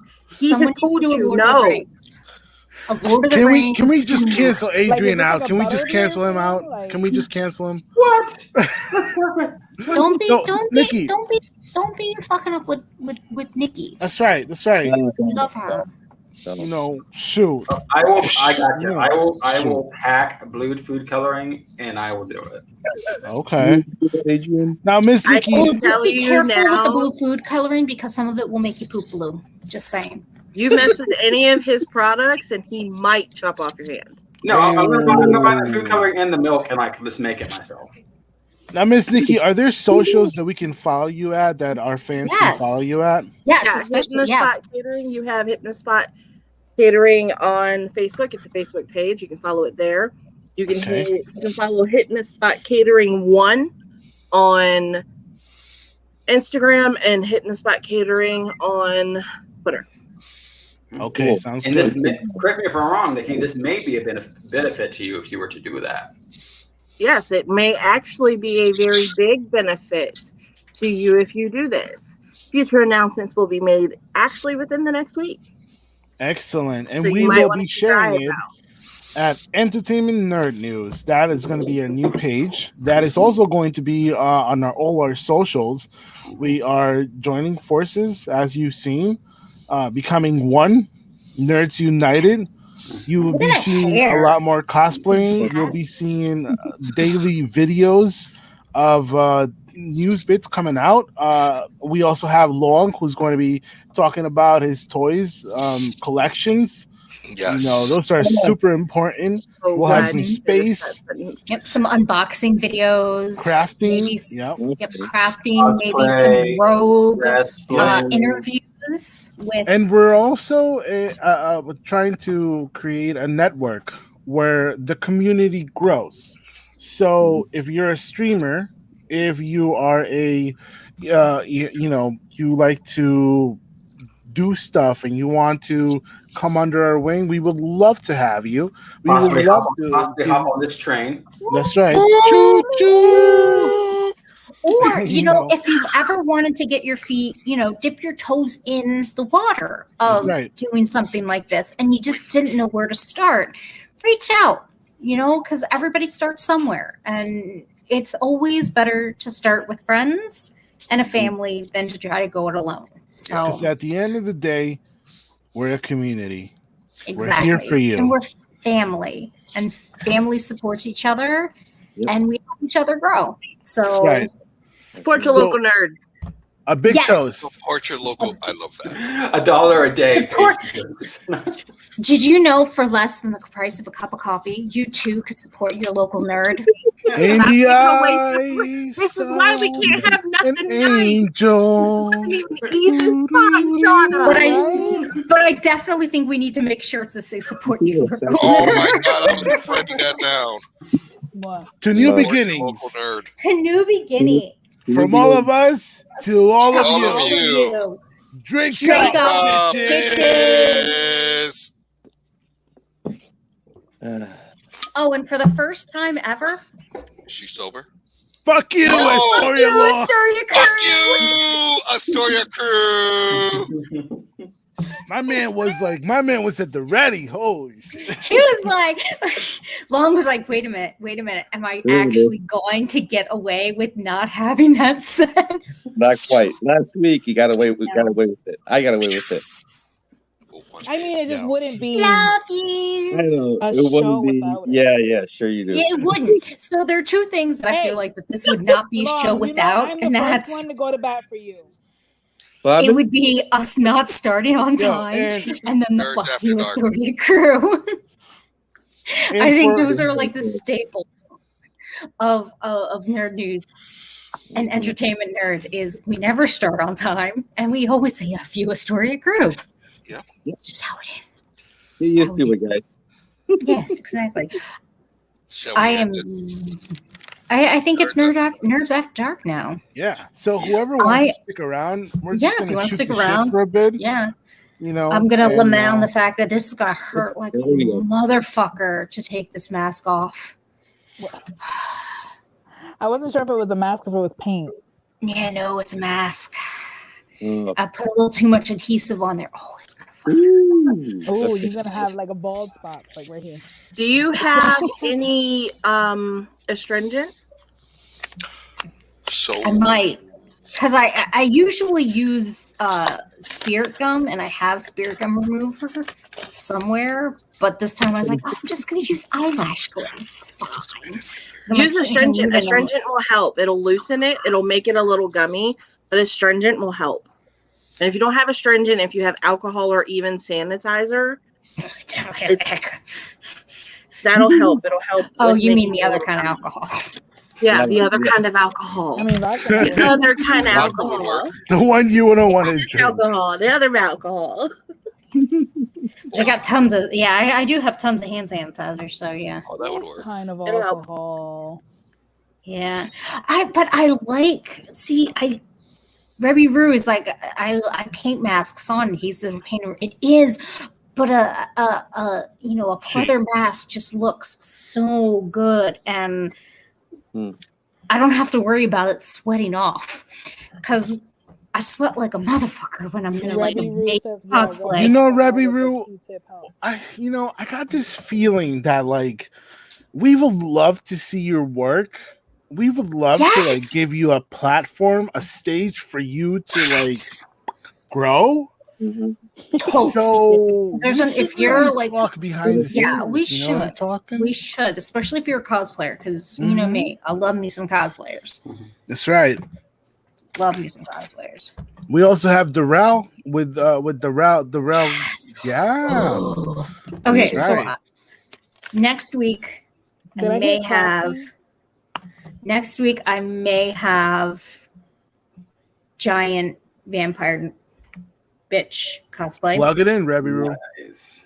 And then after that, I do have a dress that Darrell gave me. Oh, nice. That I can wear. That's awesome. Can you get me another shot? Yeah. What else can you tell us about it?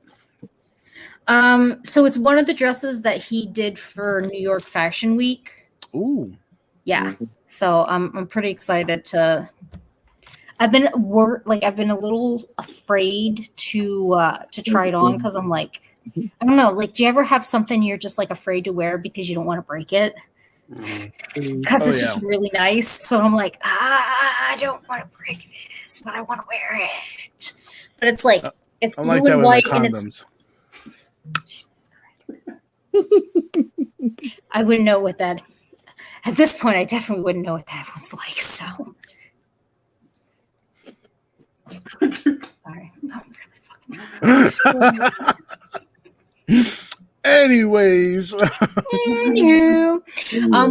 it's blue and white and it has like yellow feathers and stuff on it, so it's pretty nice. Ooh, me with my lace front wig. Ooh, I would love to know where you get your lace front wigs, Ninja. Because I'm actually looking for some really nice lace front wigs to kind of. I love me a good makeup. Ooh, makeup too. Oh snap! Let me tell you. So did I hear crafting earlier? She's dynamite. Yes, there's definitely going to be crafting stuff like sewing, crickets, stuff like that. Straight up killing it on Instagram. Oh, Arda. Okay. See, I've never gotten I've gotten wigs from Arda before. They're like a cosplay staple. I've never gotten one of their lace front wigs. I'm going to have to try them out. Crafting. Woo-hoo. Yes. Oh shit, I'm tired. No one. Tired. I'm always tired. That and I have like two glasses of wine in me, so yeah, I'm fucking ready to pass the fuck out. That'll do it. That's why I don't do wine. It makes me sleepy. Gives me the sugar in it gives me hangover like nobody's business. See, it doesn't give me the hangover, but nope. Not me not doing it. I refuse at this point to just try anything that's not Fireball. No, like you don't understand. Like I literally the last time I had the worst that Olga would even drink. I've known that for years, so no, but it's like I still mixed here and there. Right. Oh yeah, I have other stuff. Too. But the last time I went to a friend's house and I had a small glass of Moscato. I was there for about 5 hours, so everything was very spaced out. Right. Like I never even once felt drunk, not once, the whole night. One small glass of Moscato. I had a couple of what they had pudding shots. That was it. Okay. The next day, so it was bad. Like it was. Bad. Did you enjoy the pudding shot though? It was good. Did it taste good? Okay. So did you know that if you mixed Yoo-hoo and vanilla vodka, tastes amazing? And because the Yoo-hoo has a bunch of nutrients and like a bunch of vitamins and shit in it, you don't get a hangover. Yeah, at this point, I don't trust anything that's not Fireball. Like, I'm sorry, I can't do it. Like, I can't. Coming from me, because I drank a lot of that one New Year's, I was like, I felt bad because I came home and I passed it on the couch, like to the point where like my feet were hanging off the side of the couch. Yo. Helps put a blanket over me, just let me sleep on there, but my feet, and I'm short. I want to get drunk with Shawna and Travis. Like that sounds like a fun time. Travis doesn't get drunk. I will get mainly now because it doesn't take a whole lot to get me drunk. He doesn't get white girl wasted. You get white girl wasted. I only get white girl wasted now because it only takes like 2 drinks to get me wasted. I know. I have a friend. I get white girl wasted. So I get like, she's so proud of it. yeah. I can't wait. I'm a cheap date. I love it. Dude, fucking Happy Meal and 2 glasses of wine. Yeah, dude. Fucking Happy Meal and 2 glasses of wine. Dude, the last time, all right, we're gonna go back in time, right? The last time it was like 2011, maybe 10, maybe, and I went out to a party, okay, and on the way back, there's a McDonald's between me and home, and I'm like, yo, I was like, I gotta stop and get some food. I was like, I gotta wake up a little bit. It's probably like 1, 2 in the morning, maybe. I grab some McDonald's. On Park Street be hitting the yo, and here comes like 3 cheeseburgers, like 3 fries. Oh Lord! And I woke up with like puke next to me, bro. And I was like, "Oh, what the fuck is this? Who did this?" No, it was me. And that's the last time. That was the last time I ever like drank like that, bro. So my ex. And I say this because I think it's hysterical. He drank an entire bottle of Maker's Mark. Ooh. And he passed out like half on the bed and half not on the bed. And then he wound up throwing up. So I had to like clean everything up. And so I slept on like the couch. You're so nice. Because I wouldn't. And I'd be like, this motherfucker gets up and he goes, "Oh, are you okay? Did you throw up last night?" Whoa. Wow. That's what you get. That's what you get. See? But you know what happened? This is why he's my ex. That's because you cleaned that shit up. I wouldn't have cleaned that shit up. I'd have woke his ass up. Ask Ernie. He'll tell you. What? He's had moments where he's thrown up in the bed, and I clean that shit. Wake up. Because I'm not doing clean it. Yo. Right? Yo. No, man. Like, you're hardcore. Ask talking about throwing up in the bed.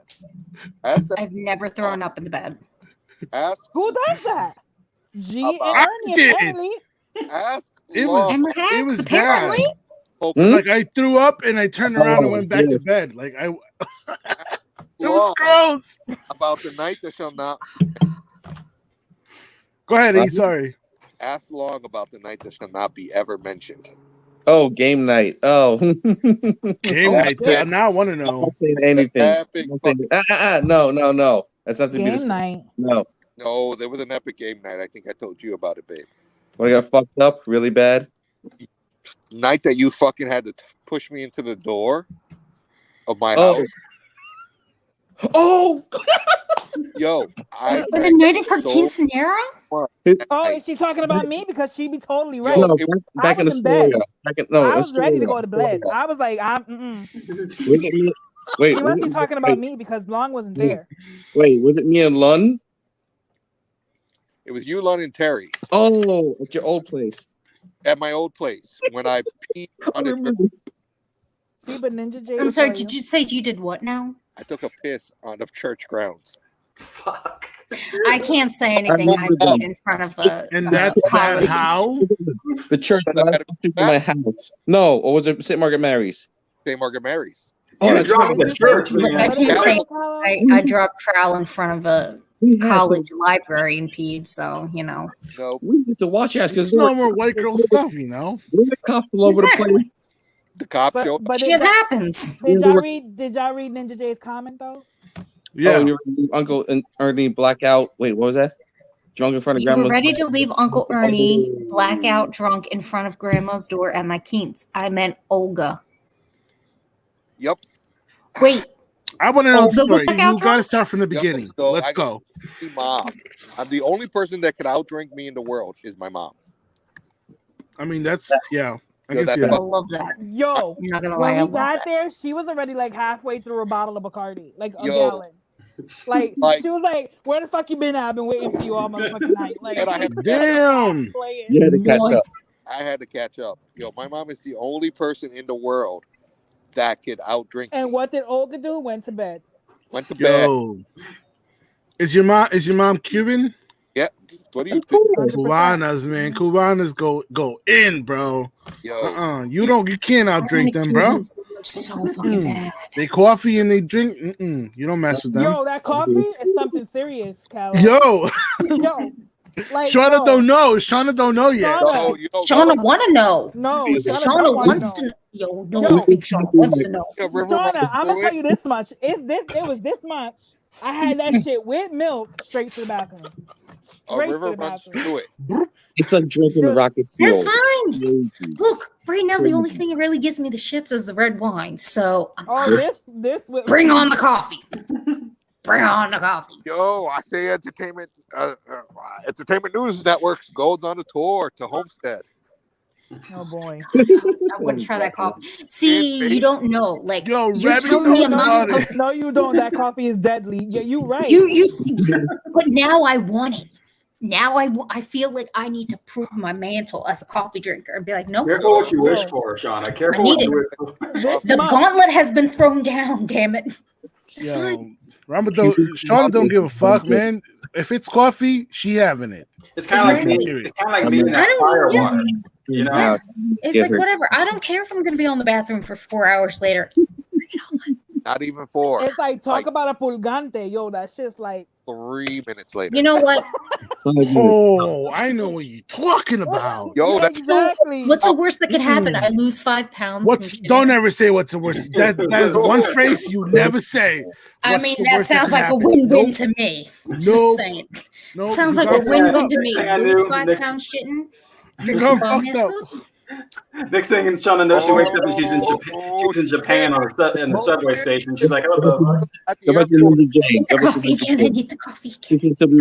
She'll be waiting at the airport with the fan saying "Entertainment Nerd News." If y'all give it to her, have a bathroom and a trash can ready close by. So, thank you. See, I'm ready. Rebby Roos from New Orleans. She knows. I'm telling you, she knows. I like how she's you from said New Orleans. New Orleans. That's right. I feel like you grossly underestimate my love of coffee and the way I make Shawna, you're not ready, kid. I'm telling you. You can love coffee all the fuck you want. It's not even a. You're not ready for that shit. Talking about things that'll mess you up. People use this term generally, but I'm talking about the actual stuff. I'm just saying. Actually had fire water. I should I'm just saying. Actual fire water. You underestimate the fact of how I make my coffee. Ooh, why are you showing my whole kitchen? Like, why? We just have to drink black back because of fuck the expressway. You see this dude? Yo, okay, Sean, I got you. Like, you defiant. That's right. That's right. I got this. Don't forget my fireball, please. I don't make my coffee the regular way. You got it. I'm afraid now how you make it. I don't make it the regular way. She spikes it. I make it with the whole thing's worth of coffee with this much water. This much coffee, this much water. Yes, that's how we make my coffee. Why? They sit there and they're like, "Oh, this is concentrated coffee. You may want to mix it up." And I'm like, I'm really mad. I opened our Instagram and there's Matt feet pictures there, man. God I'm so mad, yo. Who's been liking feet pictures Who would again? do that? Ernie. One person. The one person that ain't here. That ain't right. He can't defend himself. I'm not liking feet, Pete. I'm not liking Why do you still have your phone on? Oh, there we go. Feet Pete's. I got no Pete's. Where did Nikki Just a look. The phone. I mean, You want to touch? No, you don't. I've legit been sitting back here this whole time. She's been laughing at us. Like when E said ask Long about that story that we don't mention, I legitimately said, then don't mention it. Don't talk about what we can't mention. Okay, so am I really drunk or is there